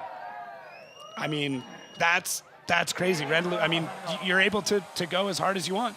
And James Dean down to 6 cylinders. So I mean, hopefully not for the rest of the weekend. I don't know. I've yet to get an update that indicates that he's back up and running and everything is fine. So it may be that there is actually only 6 cylinders operating in that car right now. Wow, which could be, yeah, I mean, look, Oliver Randalu's only got 6 cylinders anyway, so. Fair enough, fair enough. But, I mean, James Dean can just throw as much nitrous oxide at that car as he wants. True. Yeah, I think he actually may have all of the nitrous oxide in Ireland at his home at this point. He's just bought it all. Yeah, I mean, might as well. You know you're going to need it. He's going to need it, that's for sure. I'd heard that they are getting less than 6 laps out of a bottle at this point. Really? That is how much nitrous they're throwing at that car. Wow, that's insane. Yeah, up to a 300 shot at times. So up to 300 horsepower sprayed into it, liquid horsepower. Well, there we Crazy. go. Look, Randalu, for me, we see it in that battle against Laurie. That car was turned up. It was turned up to 11. It was gripped up massively. Yeah. Again, he knew he could trust Laurie Heinonen. For me, I think Randalu's going to sit there and say, look, James is equally as good, if not better, than Laurie Heinonen. So we can trust him again. So let's turn the car up to 11. Let's push as hard as we can, and let's trust James Dean's going to give us the best lead line to follow. And then when it comes to the lead, we're going to have to just throw everything at it. But that's where James can flip the script a little bit and say, hey, I'm going to chase first. Yeah, he could, and that may be what we end up seeing, especially if he has some sort of mechanical issue. Yeah. He may want to chase first and go, okay, if this car breaks, I don't want them slamming into me. Yeah. And we did see that James chased first against Piotr in our battles after qualifying, and that didn't work out for him. No. So a lot going through the minds, a lot of strategy in play, and this one little element of who chases and who leads first, I knew there were going to be times where it's going to be the difference maker in a battle, and this is one of them. Well, there we go. That is how our top 8 is looking at the moment. As you see, James Dean going to face off against Randalu. The Shanahan battle is going to be one that I think that's going to be the highlight reel for the weekend, if I'm brutally honest with you. You know, the final should be the highlight reel, but I think that battle between the two Shanahans is going to be spectacular. As we say, it's a Sadeh against Connor Falvey. Juha Rittinen will take on either Pavel Korpelinski or Kevin Pesur. That one yet to be decided. We can see Kevin Pesur making his way back out to circuit to warm the tyres on the back of that BMW 2 Series. He's going to be ready for action. Those guys would have felt each other out. You could see Pesur out of the car, just having a walk around, refreshing the mind, going over the battle in his head. Where did I go wrong? What do I need to do this time? We're waiting for Korpelinski. We can see down there at the paddock, he's pitted next door to Yves Meyer. We're waiting for him to pop out of that pit box. And as you can see, Randalu already down there. Yeah, I mean, you want to get into that headspace as early as possible. We touched on it a little bit earlier, but these drivers sometimes are sitting there ready to go out to battle for 15, 20 minutes, even more in some cases, just waiting and having to keep their head straight. So both these drivers now need to give their heads a bit of a shake, refresh, get back in the zone, scrub those tires in. This to them is the ritual. There's if you really get deep into drifting, most drivers will do the exact same thing in the burnout box every time. Yeah. It might be 3 donuts one way or one the other way or a big burnout or scrubbing something, but they'll almost always have a ritual in the burnout box. It's kind of neat. There we go. Pavel Korpelinski pulls into the lead position as the higher qualifier, sticks with what he knows, as Kevin Pesur now pulls into chase position. Ready to kick off our one more time battle between these two guys. They've already been at it once, just a few moments ago. Now time to get it done. Only one spot in the top 8 waits for these guys. And you can see Kevin Pesur, finger on the anti-lag button, ready to trigger it, ready to fire it off. And here we go, they get the green light to go. Korpelinski to lead out Pesur through the gears. Down they come, flick to initiation. Kevin Pesur back on that inside line again. Can he make it work this time? He can, as he fires through an early transition. He's on the handbrake for a long time now, down on the inside, trying to work his way into the groove. As Korpelinski goes super wide, dials on big angle, and they both deal with it as they fire through into that inside zone. Big clutch kick from Pesur. He's on the door across the line. Yeah, that was just an aggressive and violent transition for Korpelinski. Just able to get the car at angle and catching it really, really quick. And it was almost a tactic, I would say, to try and shake off Kevin Pesur, because when you snap transition like that, it's very difficult to chase. And it's totally fine to do. It's just a way of trying to shake off that chase driver. You know, if somebody's following you, if you're being chased, you're going to pull out everything in your toolbox to try and get them to fall back a little bit. But Kevin Pesur not shaken at any point during this run. A little bit of a transition early, but then uses it to dive back in as we come through that last section. So both drivers learning from the mistakes of the past, taking those notes, and I love to see that. Make your final part of the run as incredible as you can. Push in a little bit, make sure you've got that tandem as you cross the line, because that is the last thing the judges are going to see before you swap things back around. Yeah, certainly is. I think for me, it stamps the stamp of the run. You know, the judges go, oh, look at that, door on door across the line. We did it as soon as they came across. Both of us just went, it's so satisfying to see an amazing run like that. And when you finish off the run with both cars side by side, it just makes it that much better. As we're going to flip them back around, and we'll see Kevin Pesur now out in the lead, and Paweł Korpelinski take it in the chase. Yeah, so here we go. They pull back up, and look, I mean, I know. Yeah. What's next? What is next? What do you do now as a driver? What do you sit there and you think, well, I should just drive 110%, I guess. Korpelinski already jumping that start, ready to rock and roll. He knows that Kevin Pesur's fast. He knows he pulled a massive gap on him. He won't let it happen this time. Much better from Korpelinski. But now he catches understeer. He goes a wheel off track, and he's left in a cloud of smoke once again as Kevin Pesur puts foot to floor, fires through outside zone 4. Paweł Korpelinski tries to get himself back in the question, back in the fight, as Kevin Pesur fires for a big angle. Look at this, dialed in, as Korpelinski looks for the back bumper. Yeah, when you start to get into these one more times, it becomes a war of attrition, that mental fortitude of who is going to make a mistake first, and that is what we ended up seeing here. Korpelinski just understeers, pushes himself out wide. I think it might have only been the one. Great job, though, not to panic or freak out or do anything weird, and thankfully the car still seems to be mechanically fine, because taking a wheel off like that, we've seen before with Laurie Heinonen. Yeah, you can get a D-bead, you can snap a control arm. There's so many things that can happen with these vehicles, especially at that amount of speed, and how violent it is when you do go off track, and especially coming back onto track.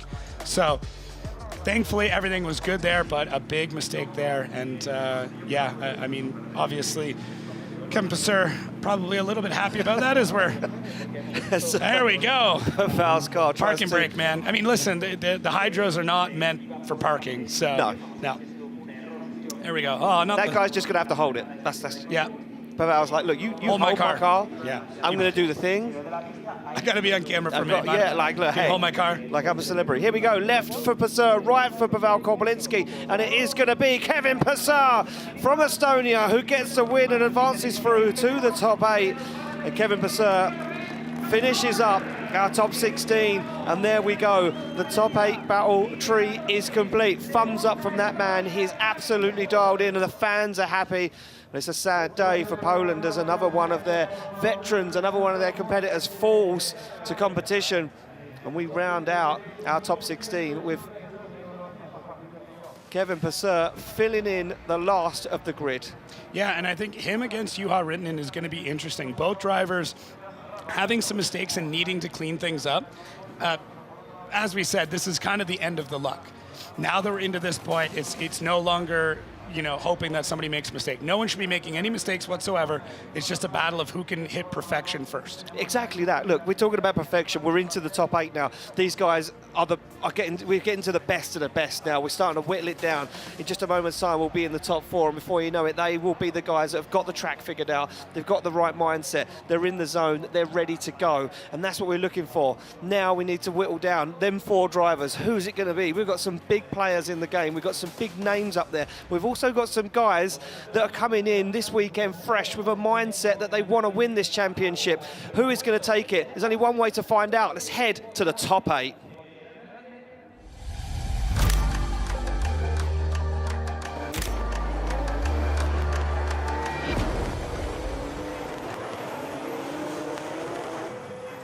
Well, here we go. We go down back to the start line where all the stories are started and some of them finished, because right now James Dean isn't on the start line. He's back in the paddock with spark plug issues. They can't get that car to run on 8 cylinders. They're struggling to work out what's wrong with the car. Oliver Randalu, on the other hand, is warming tyres. As soon as he pulls to that start line, the 2-minute clock will be sold, and there you go. You see our marshal down there with James. He said 2 minutes to go. They have 2 minutes to get that car from the paddock to the start line to activate the battle. And it's not a short drive. It's not like this is next door. He's basically on the opposite end of the track where we're seeing that large outside zone. They're even further back from that as we see the clock tick down.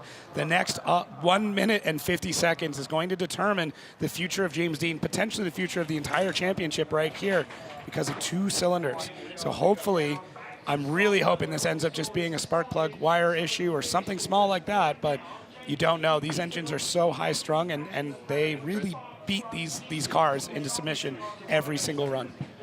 Yeah, it is. It's like a wrestling match between the driver and the car some of these times, because the driver is wrestling this car into doing what it needs to do. Here he goes, the bonnet shuts on James Dean's car. He fires it up. It sounds like it could be running on 8 cylinders. He looks at the dash, and you can hear a miss. You know these cars. He looks across to the cameraman and he says, is it enough? He doesn't know. He shakes his head. He slams it in gear. He says, well, look, we only have one opportunity, Jacob, and that's just to go for it. Yeah. If it works, it works. If it doesn't, well, we tried everything we could. Drama already at round 2 at Drift Masters 2025 as James Dean makes his way to the start line. This is hanging on by a thread. 50 seconds to go. He's going to make it in time, I'll tell you that. But will the car make it to the end of this run? Yeah, and really, James isn't going to know exactly how this car is running or operating until he makes it into the burnout box. It's the same story we saw with Dave Egan, where, okay, everything runs, it seems okay, gets into the burnout box, realizes there's an issue, and goes to send it anyways.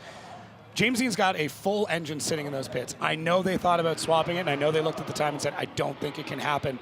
And this is it. 20 seconds remain for James Dean to get that car to the lines. You can see him firing down what is, I believe, the front straight of this racetrack.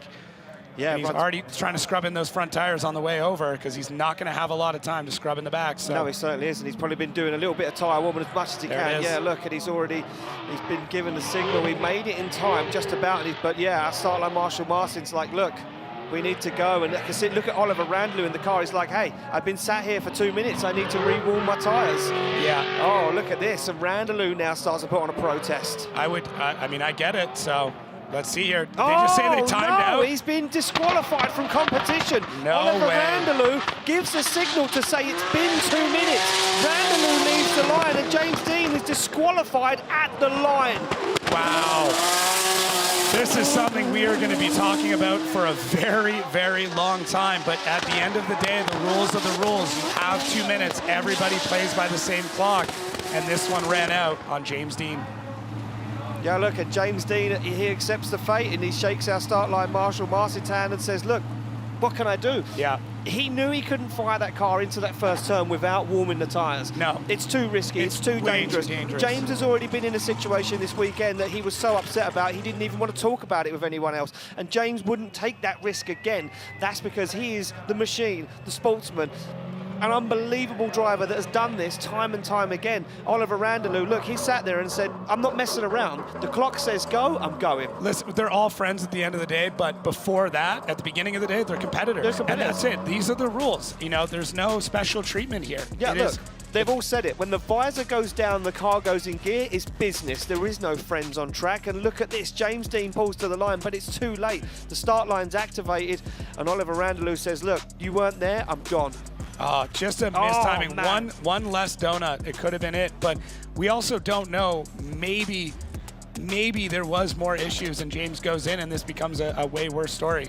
He already got away lucky with one incident. Could have been another one, and I mean, just absolutely gutted. I'm sure he understands, but rough. He gets it. He's a competitor. Yeah. He's a world-class competitor.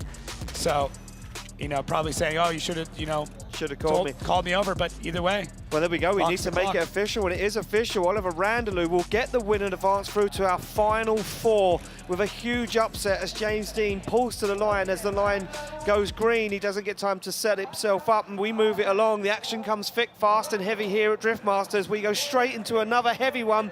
It is Connor Shanahan to face off against Jack Shanahan for a spot in the final 4. I don't even know what to say with this one. Jack Shanahan takes the lead position. No games played between the brothers. They stick in formation, the thumbs up. There's a lot of pressure here from both guys. This is all about bragging rights, going back to the paddock to say you might be the champion, the former champion, but you couldn't beat me in Spain. Or it goes the opposite way. Or it goes the this other is way. why I'm a champion. Exactly that. Well, here we go. The car slam into gear. Shanahan versus Shanahan. Connor to chase down Jack as they come through the gears. Look at this. Connor Shanahan straight onto the back bumper of Jack's GT86. They fire through. No messing around. Clean cut so far as they both put it right to the edge of the circuit for outside zone 4. Connor Shanahan starts to creep up on his brother, put the front wheel to front wheel, but Jack is on an absolute ripper, but Connor fires down on the inside, noses wheel to door across the line. Oh man, the best that Ireland's got to offer here on display. Are you serious? This is exactly what I hoped for. Both drivers at full pace all the way through. No holds bars, no caring, no sympathy whatsoever. Just great tandem from the Shanahans as both drivers just putting everything on the line and knowing, hey, we can repair the cars later. We'll fix this. It's not a problem. If I crash yours, I'll fix it. I love to see this type of driving. That you could not fit a piece of paper between these two cars in transition. It's like they share a brain in sometimes. Look at this. Takes out angle specifically to get that door tap. Door, yeah. That's all it was. He took out angle just to say, I tapped your door on that run. So great. So great from both drivers. But as much as we're laughing and we're having a great time, it's not over. It's business again. It's another business deal out there. All the intensities. We see Connor Shanahan, door open, taking a couple look at the gauges, making sure that engine is all right, not overheating. These cars run hot. It's tough going, and it is not cold here in Spain, that's for sure. It's both drivers.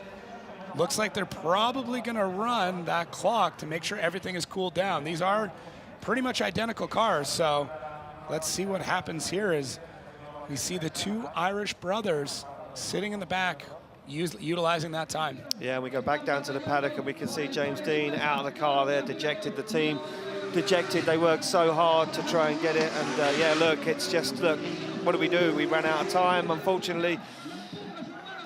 That was it. He knows, though. He knows. understands. Look, James knows it, but these guys, well, they don't know it just yet. They don't know who's going to be in or out of competition. They pull to the line. It will be Connor to lead out Jack. As they wait, they let that clock run down to the last moment before they pull to the line. And Connor now to lead him out as Jack Shanahan says, yeah, I'm ready to go. He gives him the thumbs up. We wait for the door to slam close. The cars bang into gear.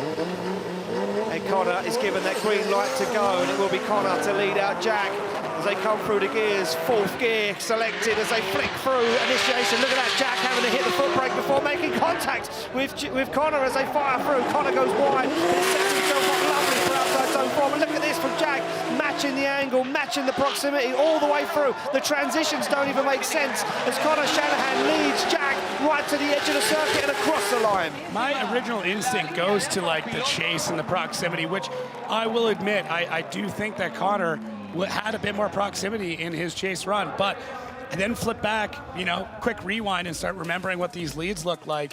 And I don't know, I think Jack may have had a bit better of a lead on Connor. Connor looks great through this whole thing.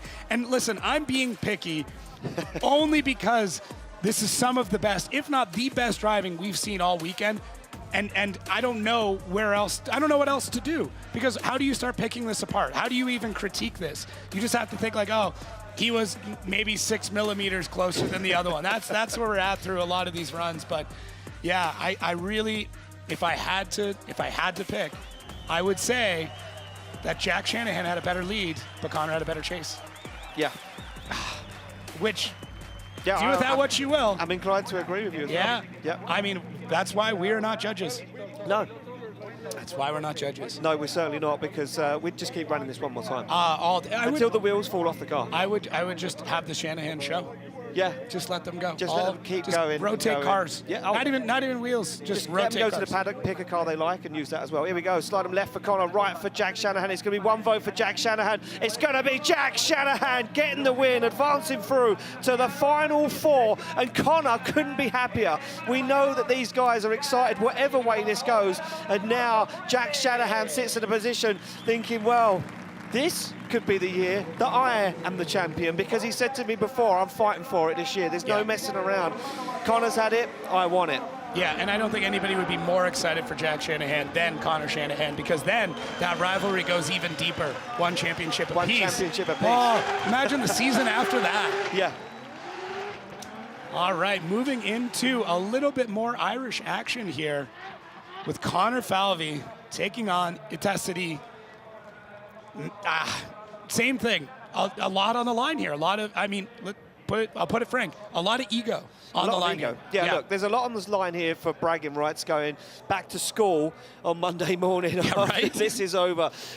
Connor Falvey will sit there and say, yeah, you know, I took down that guy from Israel. He's same age as me. He's got BMW, 1,000 horsepower. We went to battle in the Great 8 at Drift Masters in Spain.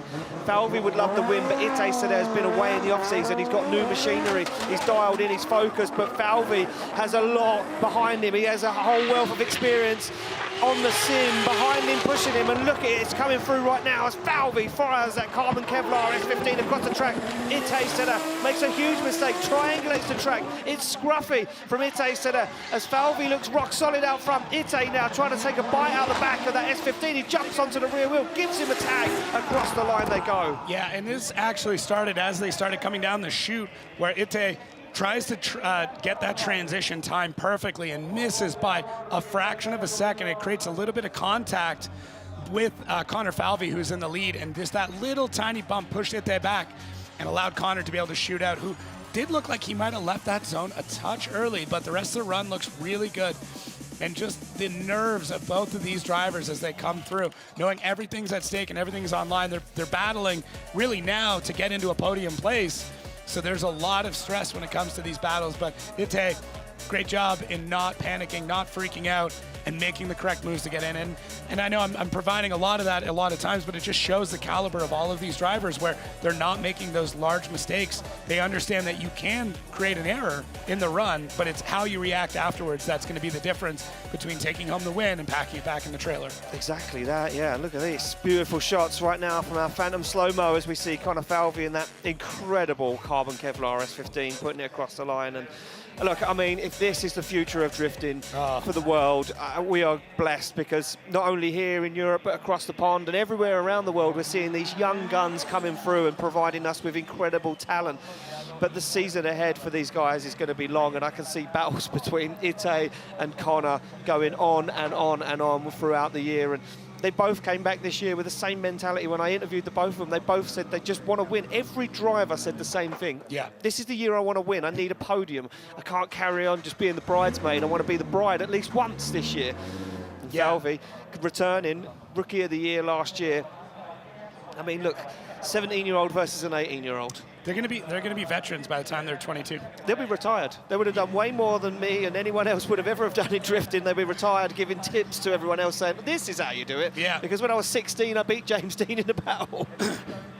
So here we go. You can see Falvey pulling forward off that line, wants to get a bit more closer to the back of Ite Sadeh to run in as we wait for that light to go green. This is for a spot in the final 4 for one of these guys. Will be the biggest achievement so far of their Drift Masters career. Here we go, through the gears they go. Tyres smoking already for Ite, and it allows Falvey to get nice and close. Good initiation though, as he starts to pull a gap. Connor Falvey playing this one careful, sticks that qualifying line at the moment. Ite on the absolute blinder as he puts it into outside zone 4. Falvey has to shallow up the angle as Ite goes nice and wide. Falvey going to shortcut, drop down the inside, and he does.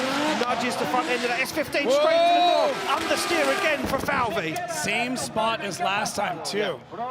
Car completely understeering, and we know he was combating a bit of heat there as well with the car, so hopefully there's not more that's going on, but that has got to be so frustrating, especially after a chase like that. Ite Sadeh really, really pushing this pace all the way through, picking up speed, getting better and better with every run. And I thought Connor Falvey completely had this in the bag. I was ready to write his name down on my bracket, but then through this transition, Connor Falvey, big e-brake, pushes, and I think you're right from the last one, grabs that next gear, and there might have actually been some opposite steer that happens.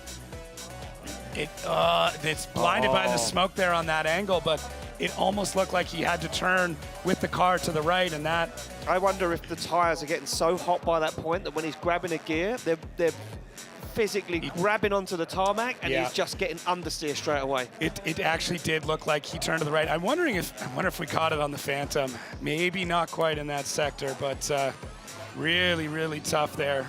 Oh, just out of frame. Yeah. But one mistake. So cool, though.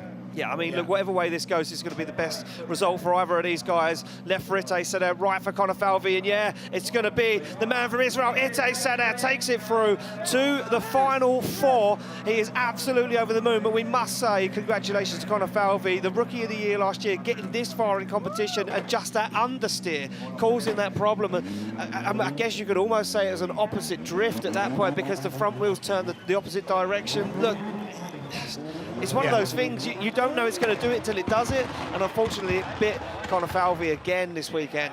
Well, it's not like these drivers are going out and testing between battles or anything. They come back out cold. They hope that they fix the issue.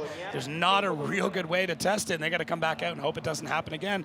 So we move into our next battle of Juha Rintanen and Kevin Pesur. Both drivers having some mistakes in their previous battles need to be perfect here in order to move on to our final 4. Yeah, certainly so. Look at this. That ritual I'm talking about. Yeah. Rintanen does it every single time. Punches the steering wheel, nods the head, he gets himself focused. Like and he's ready to shoving roll. himself in that seat, too. Gets himself deep in the seat, straps himself in as tight as he'll go. And look at this, Pesur won't even look at the camera. He's focused, fully in the zone. Visor goes down as soon as he sees that light illuminate. Slots the car into gear, and he's going to give chase to a man that has some serious credentials in European drifting right now as Juha Rintanen leads him out. Big clutch kick for Rintanen. And look at that from Pesur. He waited too long. Whoa! Both guys drop a wheel over the edge of the circuit as Kevin Pesur holds on. Oh, no! Rintanen's into the wall. He takes a tyre off the rim. He can't hold on to it. His wheel's off track. And Pesur makes his way past an illegal overtake and makes his way down and across the line. What are we witnessing in Spain at Drift Masters? Both drivers just pushing as hard as they possibly could, and I felt it as we saw Juha Rintanen heading towards the wall. I saw the speed and immediately clenched, and I bet he did too as he came into that. Oh, just trying to be that, just a little bit more aggressive, trying to make sure you can get everything out of it, and that was it. It was just a hair too much. It looks like, I'm hoping he's able to get out of the car and everything is fine. Yeah, he's out of the car. He's all good. Quite low speed there when he stopped the car. Look at that, Kevin Pesur straight there to say, are you okay? Is everything all good? And Rintanen shakes his hand and says, look, it happens. We're at that point now in the game where unless you're pushing 110%, you aren't going to get to the finals. You're not going to make it to the final 4. And that was quite bad impact with the wall there for Juha Rintanen. Look, we can see where it all went wrong. Look at the speed he's carrying, the pace. Kevin Pesur not even in the conversation. He waits so long to get on throttle and it just washes the car wide. Look at that, the rear wheel explodes when he hits the wall. Tyre disposed of. Yeah, just even that coming off the track before boom, he gets there. Look at that. Yeah, it was set up long before he ever hit the wall, and that's the hardest part with it. Yeah. Tipping off a wheel off the track like that, getting back on, the car grips up, shoots, you pick up a few more kilometers per hour, and really 1 more kilometer per hour than what you're used to is the difference between filling that zone perfectly and what we see here. Oh, thankfully it was just that wheel. It didn't snap back around, he was able to drive through it, but the Phantom catches the tyre's like, I'm out of here. Yeah. I'm back off to Finland. I've had enough of this. The weekend's over. Yep, time's up. Look at that rear wheel, absolutely battered as it still remains to spin. Nothing left of the outer rim of Juha Rintanen's rear wheel. Tough go. Wow, look at that shot. Could barely slow it down. And yeah, I think Rintanen was like, I don't want to hit this wall. I've just hit the other one. Yeah, I mean, I didn't think anybody would get over that far, but Juha Rintanen, I mean, he proved you wrong. Impressing us once again. Yeah, he was like, you don't think no? You don't think so? Watch this. Watch me. Yeah, quite the hit going in there, but best possible circumstance when it comes to an impact like that. Just just one wheel, hopefully not a ton of work to do in the corner of that car, and able to not just walk, but prance away as he went up to Kevin Pesur. And gave him congratulations. We see our track staff now rigging this up. This crane is great. Yeah. I know, it is the way to go. Oh, yeah. Yeah. It's the quickest, most efficient way to get the cars off the track. Yeah. I'd love to get one for home just to move things around. I don't know what I need to move, but I'll find stuff. It's one of those, once you have a hammer, everything turns into a nail, right? Yeah. Once you got that tool, it's like buying a leaf blower. Do you own a leaf blower? No, I don't. You should, because you will find reasons to use it every day. Well, there we go. Juha Rittinen watches his pride and joy get craned off the circuit, and that means that will be the end of the weekend there. Kevin Pesur, well, again, won't need to do a bye run because he's already shown the car works, and there we go. Kevin Pesur's told to spin that car around, get back and get yourself prepared for the final 4 battles, as we need to make that official between Juha Rittinen and Kevin Pesur. Our track team down there, been busy this weekend. Track team, incredibly busy. There we go, we make it official. All judges in favour of Kevin Pesur, of course, because Juha Rittinen forced his own error, knocked himself off track. Kevin Pesur, well, again, another driver that told me this was going to be the weekend, and so far looks like it is going to be the weekend.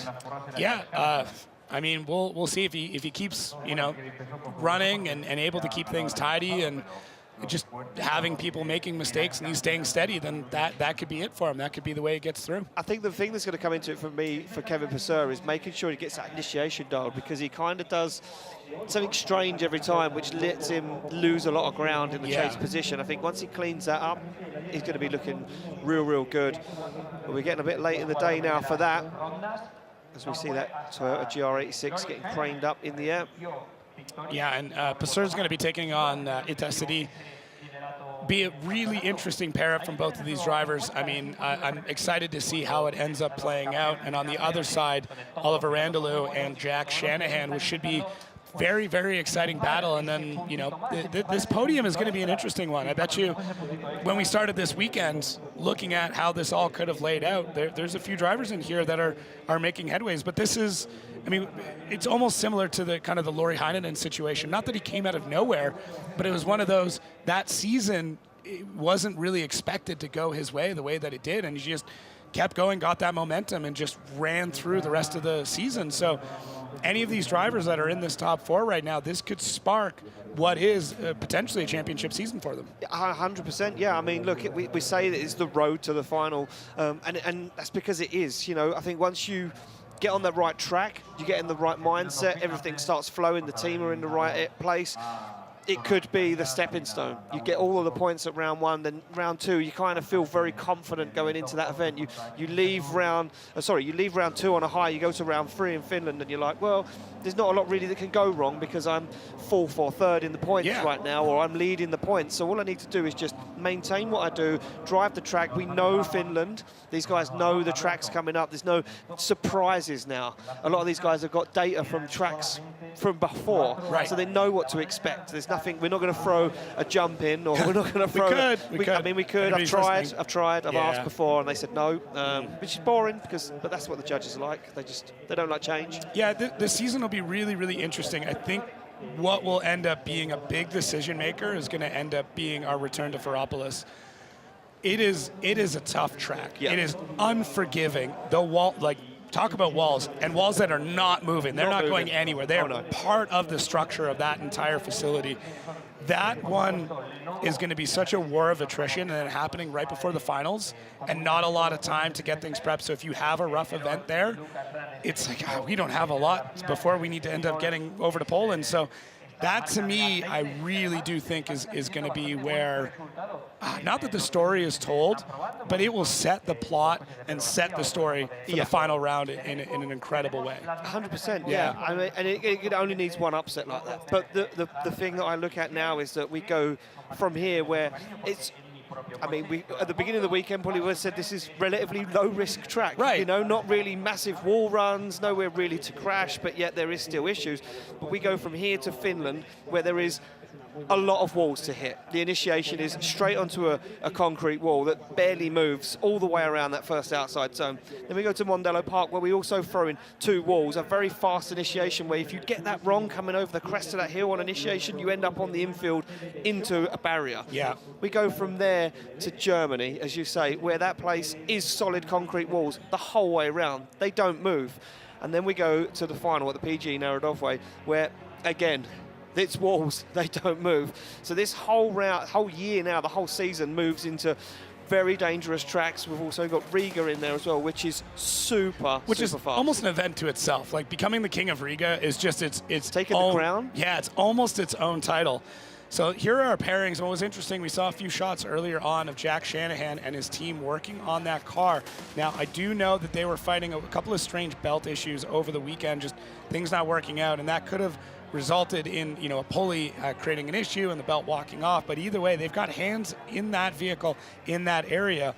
And I'm also getting some reports that Oliver Randalu is already there, so we get into that clock situation again. Hey, 2 minutes. And you don't want to mess with Oliver Randalu, because if he's on the line, he's going to tell the marshal, and he's gone. Yeah. He's gone. Like, and look, you play by the rules at the end of the day. Oliver Randalu, very clever guy. He knows the rules, and he's going to say to you, look, if you're not here, I'm going. Yeah, that's it. I was ready. You were not. You know, that's just how it is. But thankfully, we do see Jack Shanahan making his way out there for that nice little drive out to the start line. Yeah, that start straight right alongside the motorway here. Well, here it is. The top 4 is about to kick off. We are ready to rock and roll. Who's going to make it to the finals? There's only one way to find out, and that's to get into our top 4.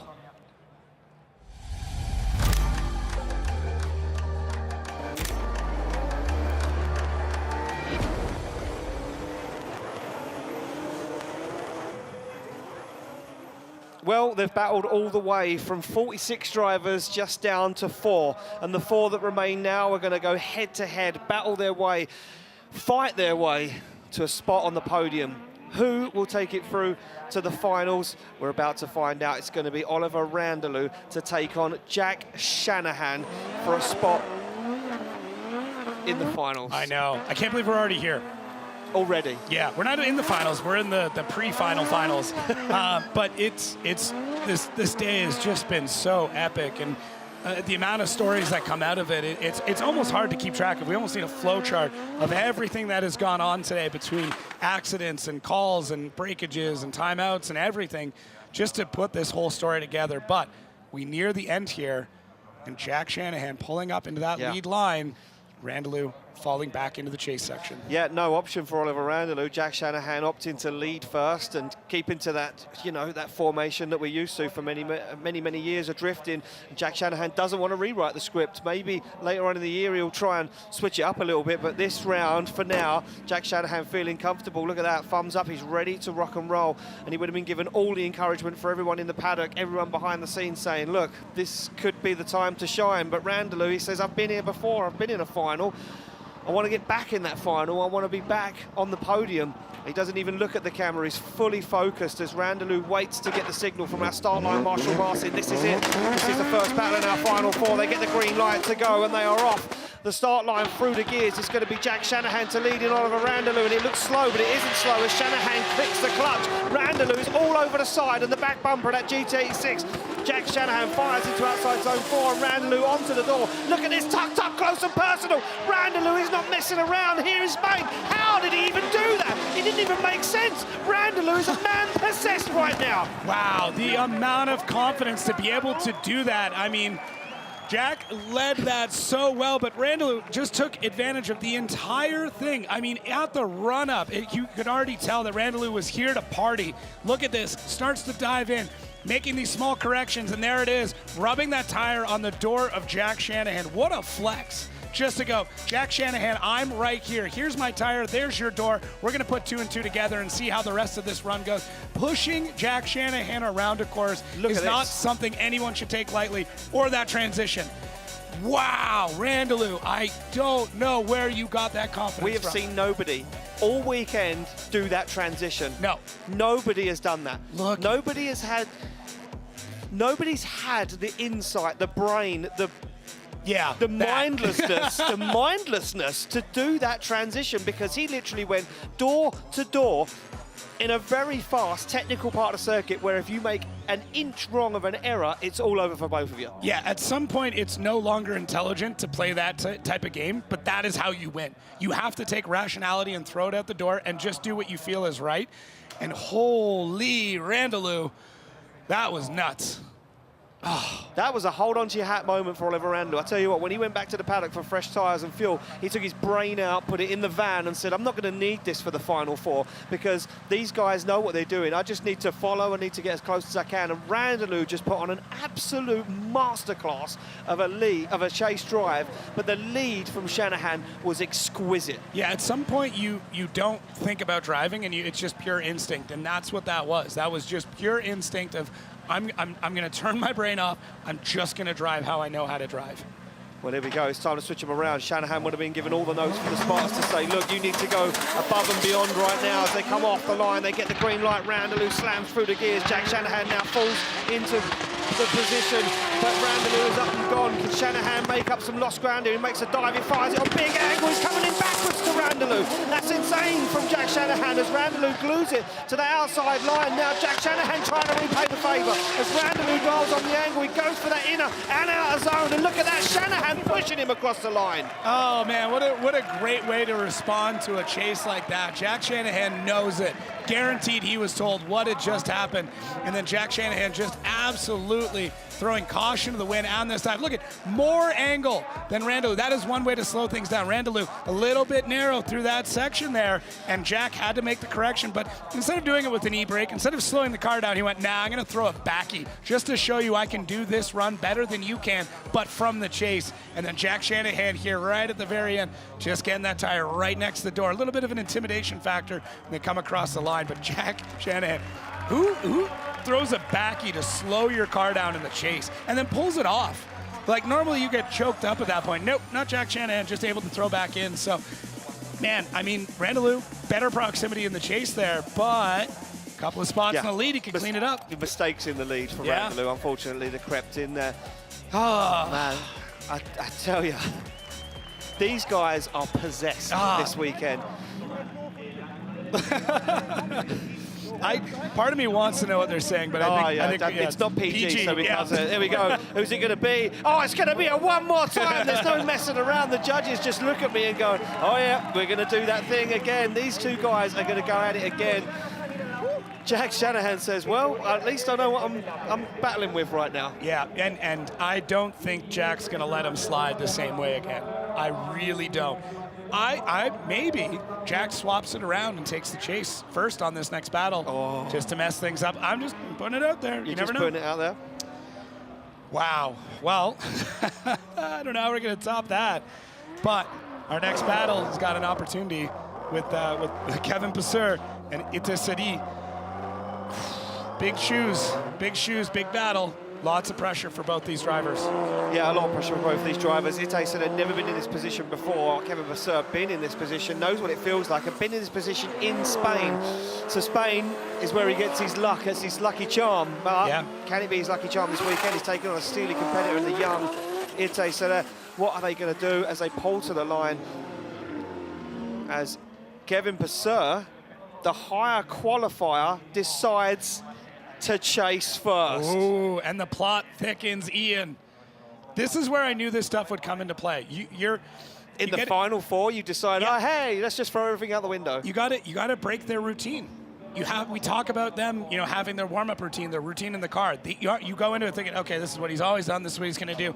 That little moment of, oh, I'm going to have to lead first. Oh, hang on, wait a minute. I was not ready for that. Even if they don't admit it, even if it's just a small little thing in the back of their head, it can make all the difference. Kevin Pesur, so excited to get out there, forgets to plug in his radio. Yeah, couldn't hear his team. Might have did that on purpose. Might have did, We've seen that before. Yeah, don't need just unplug that. Don't need you. I don't need to talk to you for a minute. Well, look at this. Ite said he's been asked a question here by Kevin Pesur. It's, you lead first. You show me what you got. Show your hand. Yeah, that's what he wants to know. Show your hand. Show your cards. Well, the cars slam into gear. They get the thumbs up from Marcin as the light goes green. It is go. This is for a spot in the final. Who is going to take it through? And these guys absolutely hammered down. Look at this, Kevin Pesur observing Itay Sadeh. Says, okay, so you're fast on initiation. He throws a wheel off circuit though, does Kevin Pesur. And Itay Sadeh puts that car right to the edge of the track, right on the white line. Pesur now starting to gain some ground, finds the side of that BMW 2 Series. They fire through. Big transition, big angle from both guys, but Pesur gets it wrong, collects the cone across the line. Yeah, Itay Sadeh is picking up speed every single run, and you can see it in the movement of the car. I think he picked up a front wheel there through one of the transitioning sections, but Kevin Pesur, I mean, the beginning of his runs is where he's still struggling, but he makes it up. But that right there in the chase might have actually been a straighten from Kevin Pesur. Saw the judges pointing toward it as well, but Itay Sadeh just calm and collected in here, but that car is wicked all the way up. The amount of speed he's able to get out of it as both of these cars transitioning and so aggressive through there, right there, as he gets a little bit off camber, is able to pick up that front wheel just a touch, and they come across the line. Man, wild set of runs here in our top four. Oh, look at that. Oh, taking a cone for a spin. Yeah, just taking that cone for a spin. They're not cheap, Kevin. If you would return that back. See the butterfly, though. Oh, man, look at the highs. Butterfly. Look, crazy, right? Yeah, everything. Oh, look at that. As we see the Frenchman observing on. Yeah. Pulls a face like. Yeah, I mean, they know. And they also know how difficult this is. And listen, nobody is going to be more critical of you, other than the judges, than another driver. Yeah, true. They know. They know everything that's going in. They might be empathetic in some ways, but they also know. Both drivers here doing a little pirouette as we swap them back around. Kevin Pesur going to be taking the lead. Let's see if that choice to chase first plays into his hand. Yeah, as they pull to the line, silence falls on the circuit. I think everyone's holding their breath for this one as Kevin Pesur sits in that lead position. Itay Sadeh sits in the chase. They're off the line, ready to rock and roll. Through the gears they go. As Itay Sadeh falls behind massively now as Kevin Pesur puts foot to floor, starts to fire down through the circuit, gets that car set up lovely for outside zone 4. Itay now finds his way in to the door, into the pocket as Kevin Pesur fires that car across the circuit down, big angle once again, stands on the throttle, misses that inner clip, up the hill he goes, and Itay just about gets himself in the conversation. Yeah, Itay did a really good job there in the chase. I mean, not super active. I mean, listen, we're kind of jaded now by the door-to-door action that we saw earlier, but this is still a quality set of runs from both drivers with a few small mistakes that may be the difference maker when it comes to this run. Kevin Pesur still struggling a little bit on that first part, but does a great job through the rest of the zone. And actually, the last inside clip is the only other spot where he could have cleaned things up. But I would have liked to have seen him a little bit closer through this, so we can see him pull the gap. And this part right here, Kevin Pesur just maybe touching the edge of that. Yeah. But listen, where we're at, they want that front wheel all the way through every clip and every zone. So somebody is very happy about that run. Yeah, that's Itay's father, I do believe, down there. Spotting for him, yeah, and he'll be proud papa. Proud dad moment, that is. Well, who's going to take it through to the final? Will it be Kevin Pesur? Will it be Itay Sadeh? Both these guys want it. It's got one for Itay Sadeh. It's going to be Itay Sadeh. He gets the win, advances through to the final. Kevin Pesur from Estonia will head to the third and fourth place playoffs. And look what it means to this young man. He's absolutely ecstatic. And this, by far, is the greatest result that he has had in his career at Drift Masters. Look at his father. Yeah. Look what it means to his family. Oh, my gosh. I As can't they imagine. now prepare that car, ready to do battle in the final. He scoots speeds his way out of the spotters area in front of the big screen, and we still have to decide who he's going to battle. Yeah, it's not over yet. And listen, this is setting things up so well. Oh, a well-deserved one more time for both of these drivers. And I really don't know what's left to pull out of the bag at this point. Does it mean you cover the door the entire run from start to finish? Maybe that's what it's going to take to move on here into the Final Four between these two drivers, because neither one is giving up anything at any point in time. Oliver Randalu, Jack Shanahan. Will we see Jack change things up? Will we see him move over to the chase or keep it where he's comfortable in the lead, kicking things off? Well, we're about to find out, because he's warming the tyres up and he's going to pull to the start line. Nope. No, he doesn't. He keeps it as he is. He pulls into that lead position. Jack not changing what he's used to. Jacob. That's just what he knows. Pattern. Yeah, It's just pattern. Yeah. Yeah. I pull into this spot, I run my lead run, and then I door him the next one. Yeah, that's all what it's he going does. through. But Oliver Randalu says, okay, well, I'll just door you first, like I did last time. And there's a bit of an advantage. Randalu, I mean, he's got fresher tires in the chase. It's much easier to run a chase like that. So, but yeah, Jack, creature of habit. Yeah. Knows what he likes, sticks to what he knows. This is true. Very true. Exactly that. So there we go. They sit on the line ready to go. Randalu.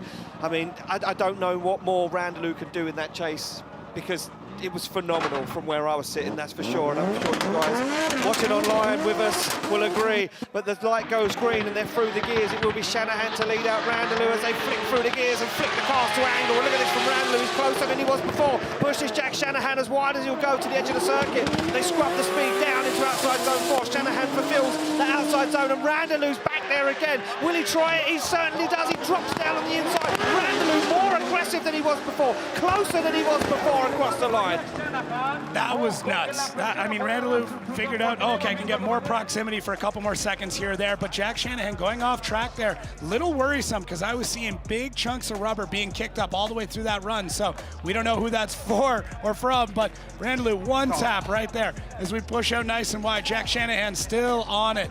And then Randalu here again dives in. Another tap just to be sure, coming through that inside clip. But wow, for both of these drivers, Jack Shanahan just absolutely crushing things in the lead. And Randalu in the chase, just punishing Jack Shanahan any moment he's got and just shoving that car around. So yeah, I was seeing big hunks of rubber flying up. I wasn't sure if that's what's been left on the track or that was fresh off one of these cars, but we will see.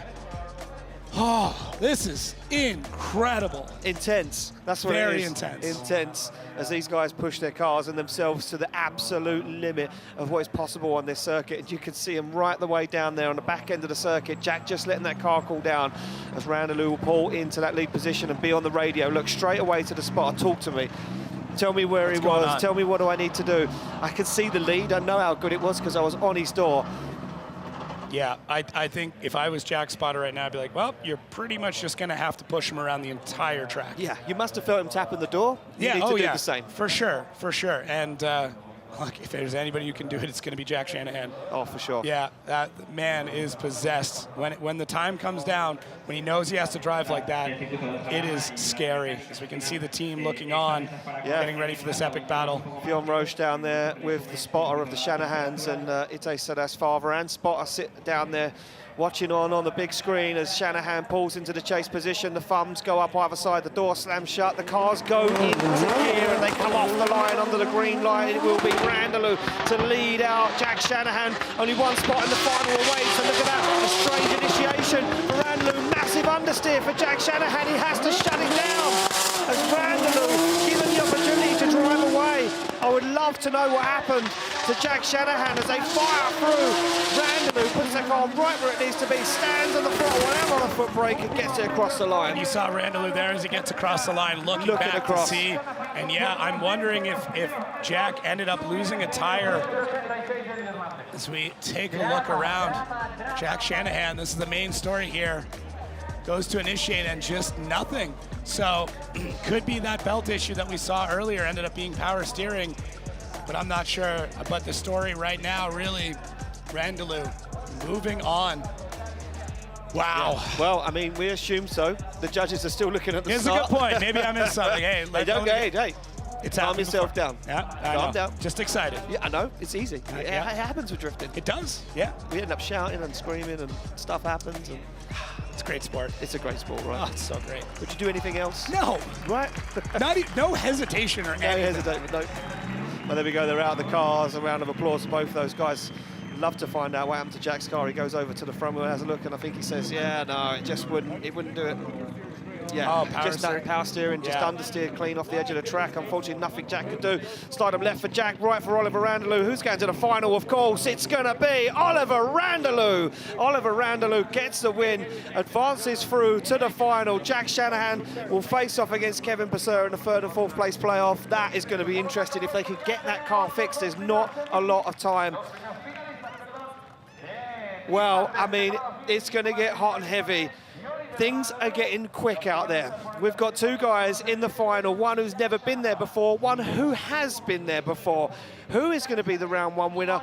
I know who's going to find out all the information. Becky's down there on the ground. Oliver, an incredible run by you there. Going one more time with Jack. How was that for you? It's really hard, you know. I had a really rough start. I had Lauri Heinonen and I had James Dean. Okay, James Dean had unfortunate. With Jack Shanahan, they're one of the best in the game, so it's really hard, and I have to give all in. So it's now in the finals, I'm really happy. This must be the perfect start to your season here in Drift Masters. Yeah, definitely. Well, good luck in your final battle, and we'll see you very soon. Thank you. Thank you. Well, there you go. He's very happy. The best start he's ever had to a Drift Masters campaign for Oliver Randalu. And the Estonian fans wave the flag. They are very, very happy indeed. So there we go. That is our top 4 decided. We will take a look at how this is going to play out. As we say, Ite Sadeh yet to make it to a final, yet to make it this far in competition. That new car just proving that that is exactly what he needed. The equipment pushing him the whole way. Well, he's here now. He's here now, and taking on one of, I mean, let's just say, the best chaser we've seen all weekend. Oh, without doubt. Yeah. I mean, I have all the confidence in the world, and I mean, that's the finals, but we still have this playoff for third, which is a Jack Shanahan, who we already know having issues with that belt. Yeah, I'm not sure. I think most of the Shanahans now run electric power steering in these GT86s, so I'm not sure what's going on down there. And Jack just said the car just understeered clear off track. You can see the back end up in the air, fresh pair of tyres on there, some more fuel. Jack's still in the car, and he's down there with his partner, Corey. She'll be reassuring him that everything's going to be all good, and you can see a lot of running around. Jack, like I say, still setting the car. Connor joining him. He's on the radio as well now, is Jack. But Jack having to get that car ready to rock and roll for that 3rd and 4th place playoff against Kevin Pesur. We'll get that one underway before we kick off with our final battle of the day, which will be Oliver Randalu to take on Ite Sadeh. And what an incredible weekend it's been. And look at these guys, the team, they can't believe it. It's been the weekend of a dream for this team. It's a weekend you'll never forget. For sure. No matter what happens, you'll absolutely never forget this. Yeah. Well, there we go, the playoff. Shanahan Pesur, the final, Randalu Sadeh. Yeah. Just gonna, I mean, it's gonna come down right now as to how much time Jack's got and if everything's all right. But either way, he's gonna send it as hard as he possibly can against Kevin Pesur. And then the finals, Oliver Randalu, Ite Sadeh. Oh man, just nuts. What if I said this before? And like, you don't know what's gonna happen in any of these battles. No, you certainly don't. Yeah. Well, let's have a look at how Oliver Randalu got to that final. Well, first he took down Jakob Kroll earlier on today. Yeah, and just a nuts set of battles here, and showing shades of that incredible chase with a lot of these timings against a driver that seemed like he was down a bit on power and able to mimic things quite well, and gets that first win there, and the momentum just builds as he starts to run through the rest of this, taking out a Lauri Heinonen who just went a little bit too hard. Yeah, a little bit of lady luck on his side there. Lauri Heinonen pushing too hard, dropped the wheel over the edge of the curb, DB'd the tyre and disqualified by our judges. You can't drive on 3 wheels, unfortunately, at Drift Masters. This is a 4-wheel motorsport, and we get some beautiful slow-mo shots of Oliver Randalu, and then there it is. The last battle he had to do was with Jack Shanahan. He pushed so hard, Jack Shanahan's car understeered off the track, and Randalu, like you say, the best chase driving we've seen so far all day. Yeah, it's just been incredible to see what he was able to do, and yeah, being able to door Jack Shanahan like that, not just once but twice, just shows the pedigree of this driver and the improvements he's making over the entire weekend and how much he deserves to be here in the finals, taking on Ite Sadeh, who also had a very, very interesting way to kick things off here. Yeah, just by run against Marco Zaccaril. Zaccaril bending the steering arms on that car in the burnout box, which is something we've yet, it's unheard of. It's the first time I guess we've ever heard of that. And look at that, the Zaccaril team and the Sadeh team shaking hands. Pontus Hartman couldn't hang with the young man as Pontus Hartman was put under a lot of pressure from Ite Sadeh, and Ite Sadeh coming out on top in that battle as well. Hartman, the first battle of the day for him, but he just couldn't get the job done against this man that was on an absolute ripper. Yeah, and it's a war of attrition throughout this entire weekend, especially you see this here with Connor Falvey. Just, you know, to finish first you have to finish, and that's what this has been, just outlasting, out-driving, and outwitting all of your opponents all the way through, and an amazing battle there with Connor Falvey, still dealing with a little bit of that understeer, but either way, it's just able to get through all of it and doing it in fantastic form. These lead runs are incredible. He's filling all the zones, just almost superseding in a lot of cases where he needs to be and finding new ways to get around the track on every single run. Yeah, certainly so. And Kevin Pesur, another man that was taken down by this young gun, couldn't hang. Well, look, the crowd are ready. These guys are certainly ready to see him in the final. But first, we have to get that third and fourth place playoff underway. It's going to be Jack Shanahan and Kevin Pesur. It's time to head to our playoffs.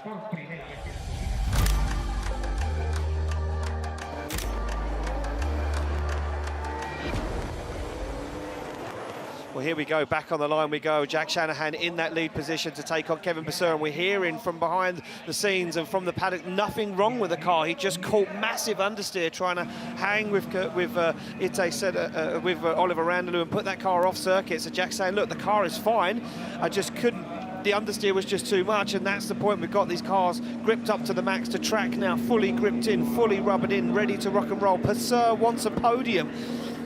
And the visor will slam shut on that carbon fibre helmet as Jack Shanahan slams the door of his GT86. The light goes green and we are good to go for the playoffs here. Who will take third step on the podium as they slam through the gears? Shanahan flicks that car across the circuit. And look at this from from Pesur, much better as he puts himself into formation. Shanahan on the handbrake into outside zone 4, nice and wide, but look at that from Pesur. He's tucked up on the inside, onto the door he goes as they fire through. Now Pesur down again on the inside. An incredible chase from Kevin Pesur as they go wheel to wheel. Every single lap is practice. Every driver, every time they get to the line and every time they turn the wheel, they are just getting better, and we see that from both drivers. Jack Shanahan, who is laying down some incredible lead runs, just absolutely dialed through the whole thing, almost robotic the way he's able to get it. Kevin Pesur, just we haven't seen this out of him all weekend. No, we haven't. This chase level is just getting better, and he's getting that first zone dialed in, that initiation dialed in, and it allows him to stay on the door of Jack Shanahan through so much of this great transition.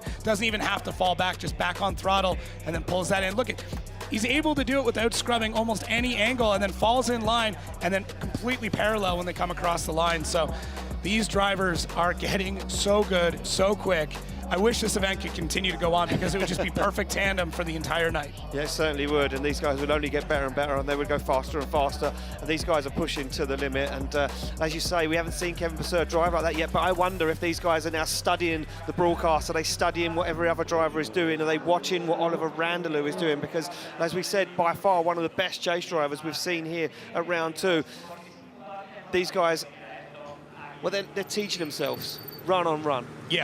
Yeah, it's just you get more confident and you learn the track more and more. We talk about all the evolution that a track is going to see over the weekend between temperature and the amount of rubber that goes down, but you start to learn to predict it, and you know what the next run's going to feel like, and you get into such a groove and a rhythm with these cars, and it just means that we get all the benefit because the show is amazing.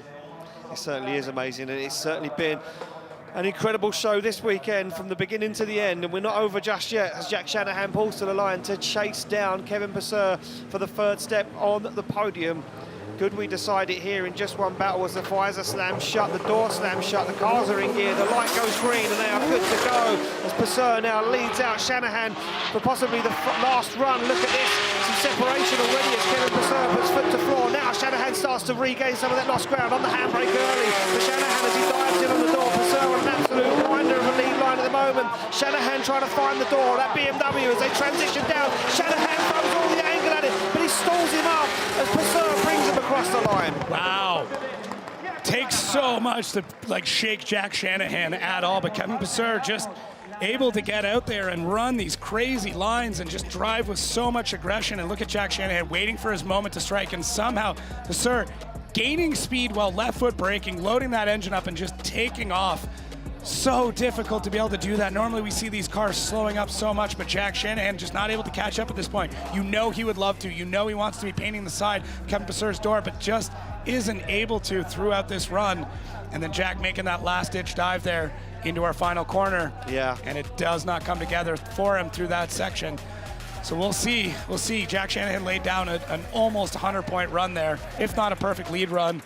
Kevin Pesur, though, was on his door the whole way. And when we swapped him around, Pesur, pretty confident in the lead, but Jack trailing him behind. Yeah, it certainly was, and interesting to see the judges taking a look back at that telemetry system, that Wally, that Race Data Labs Wally system on the roof of the car, taking a look back at the info that's been pumping back to the judges, to the system, to see if there was any slowing down from any of the drivers, if there was any mistakes, and the technology gets handed back, and the Irish, well, they would love to see Shanahan on the podium. Shanahan would love to see Shanahan on the podium. I agree.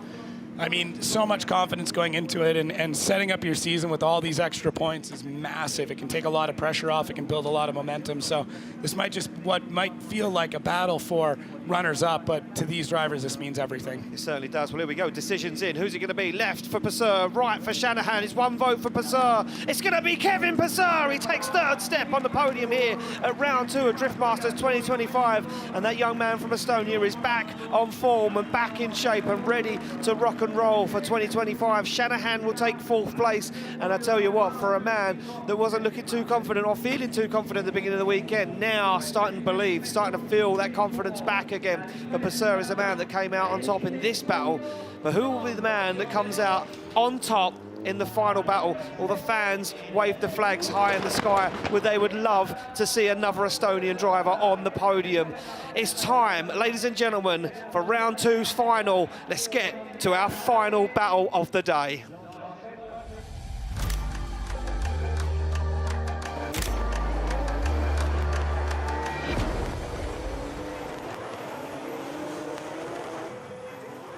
This is it. This is what every moment of the day has been building up to. 2 guys, 2 BMWs, 2 very different engine builds, but 2 same power. One 18-year-old guy faces off against a man who's been on the podium before at Drift Masters. He's done multiple seasons in Estonia, multiple seasons in Drift Masters. He knows the ropes, but he never got to the top step of the podium just yet. This man has never got this far in competition as of yet. This is a dream for Itay Sadeh.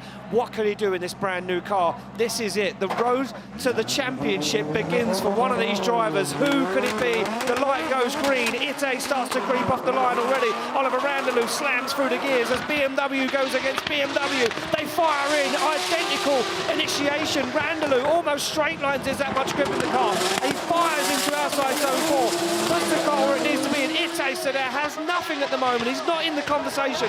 Randalu is a man possessed as he puts that car right to the edge of the circuit from angle to angle. What a way to try and take home the win in your first run. I mean, Oliver Randalu crushing through that, just picking up speed, hawking angle, just trying to throw Itay off of his game in any way that he possibly can. The moment that light dropped, that was it. Oliver Randalu shot out of the gate, initiated super hard, and just went, I'm going to run my race right now. As you can see there, Itay fighting to get back into the game on this one. Now, it is not over by any means, because Oliver Randalu has been driving that car so hard. Now it becomes, are these vehicles able to hold up for one more pass? Are they going to be able to continue on? Is this it? Is this the final battle? We have no idea. We have no idea. Oh, man. I don't want it to be over.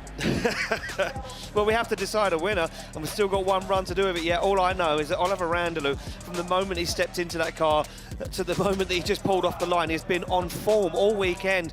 Look, qualifying wasn't the greatest for Oliver Randalu. He qualified 9th. Look, he would have liked to have been higher up. He would like to have been top 5. I'm going to say now that if he would have put one of these lead lines down in his qualifying, he probably would have been way up there. But he just can't. He couldn't do it yesterday. The nerves were too much. Round 2 nerves settled in for him, but now he's blown off the cobwebs. He feels back at home in this BMW. The story could come alive for Randalu right now as he sits there feeling even more confident, knowing that Itay Sadeh wasn't on the door. He couldn't give him the chase. Itay Sadeh says, I still believe I can be there. I can still believe I can win a round of Drift Masters. Who will it be standing on the top step? Let's find out as they go through the gears. Randalu looks across to Itay Sadeh as they fire those cars in. Randalu now loses a little ground as Itay puts the car right to the edge of the circuit, but Randalu goes wide. Wheels over the edge of the circuit. He holds on to it. How did Oliver Randalu hold on to that run? He glues it to the side of Itay Sadeh's 2 Series BMW. They fire through that inner zone as Randalu takes another bite out of the back bumper. Wow. Unbelievable scene. What a crazy, crazy run there. Oliver Randalu harnesses all that aggression, but it almost went too far. It almost ruined the entire weekend for him, but Ite did not flinch, knew what he was up against, fired into that run, all the confidence in the world, and driving like he was twice his age out in the lead there. Look at the speed of these drivers. It is insane how much confidence you need to huck it right at that wall at a full clip as both drivers parallel as they come through that zone. The sturdiness, the steadiness, and just the pure insanity that it takes in order to get around this track in the first place is wild, but to do it in such fashion is absolutely next level. They were pushing so hard, they were both almost running the wall. Ite threw everything at that and the kitchen sink. Look how wide he goes on this outside zone, but Randalu says, look, if you're going there, I'm going to follow you in. He glues it to the door of the young man, and he says, I'm not letting you get away. You're not moving an inch away from me. But he can't get that proximity he did with Shanahan. Ite has turned that car up to 100, but Oliver Randalu still threw everything in the tool bag at that one. He wants to win. Look how dialed he is inside the car. Unbelievable. Just nuts. This is when you need to pull out all the stops, and that's what we saw from both drivers there. Literally almost completely demoing both cars just to get the win here in Spain. That's what you need to do. We talked about it before. You have to be ready to build a new car in order to win, and both these drivers came very close to having to do that. Well, here we go. They're on track, arm in arm, because for both of these guys it's a dream come true. But who will be the round 2 winner? Slide them left for Randalu, right for Sadeh. It's going to be the man from Estonia. Oliver Randalu does it. He wins his first ever round of Drift Masters and takes the top step on the podium. He's elated. He jumps onto the roof of the car. Years of hard work, struggle and pain come to this moment as Oliver Randalu finally does it. The emotions burst out of him, and that to any driver means the world. Oliver Randalu wins round 2 of Drift Masters here in Spain 2025. Ite Sadeh, he did everything he could, but Randalu was the man this weekend to get the job done. Jacob, you run to the podium, you're going to see some champagne spray, and I'm going to finish out the show here. Wow, what a weekend, what a show, and the Estonian flags fly high in the sky, and those guys are absolutely over the moon with the result, as I suppose most people are. Look at the team down there, they congratulate each other, but Oliver Randalu's team stand there, they can't believe it. What a dream weekend for these guys. They've worked so hard to get to where they are now. A brand new build just last year, and this year is paying off. Becky's with the winner. Wow, wow, wow. Oliver Randalu, congratulations on being the winner of round 2 of the Drift Masters Championship. Your very first win. Can you tell me what's going through your mind right now? I'm not sure if I can tell. It's been a dream of mine, you know. I've been on a second place, but not first, so I'm getting a little bit emotional. This car, I mean, a new build for last year, you come here, it's absolutely on rails. Can you tell us a little bit about what you did to make it so good this weekend? We upgraded this season to 3-way PC racing coilovers, and we are so fast. So that's definitely one of the key points. You were extremely fast. The chase driving was incredible. Have you been doing some more training in the off-season to get to this point? Yeah, I'm doing sim racing at home, and also off-season we have winter, so we go ice tracks. Have you anything to say to your Estonian fans out there? We've got so many flags flying high on the bank here. Yeah, that's unbelievable. There's so many Estonians here, so it's really great to be here, like to be on the podium with all those Estonian fans. Well, there's a big family of people here supporting you. Congratulations, your first ever win at Drift Masters. This is brilliant. Thank you really much. Guys, an emotional Oliver Randalu. What an incredible run. Guys, back to you.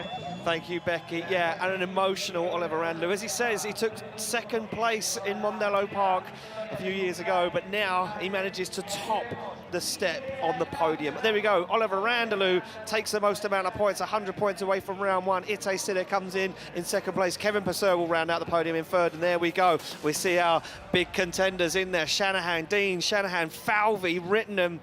It's going to be unbelievable. 4 Irish, 2 Estonians, a Finnish driver.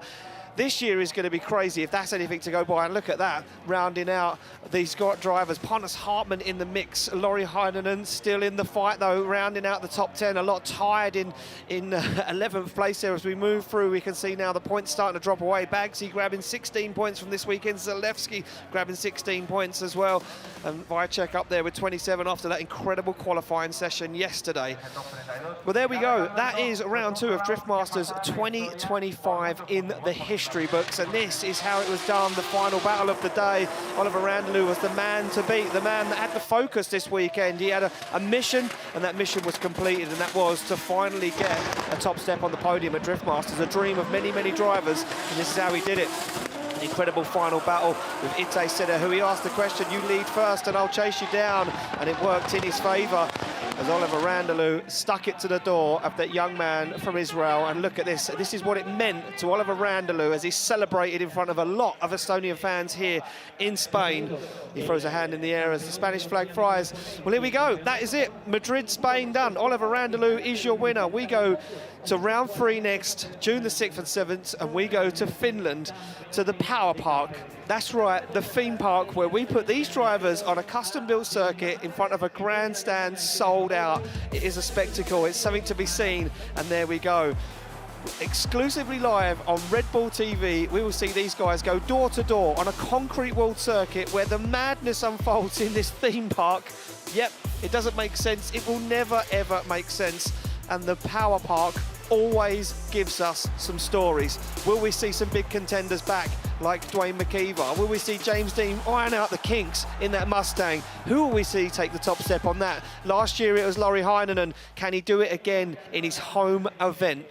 Well, from me, from Jacob, from Becky on the ground, from everybody here at Red Bull TV and Drift Masters 2025, we will see you in Finland. Thank you for joining the show. We'll see you very, very soon.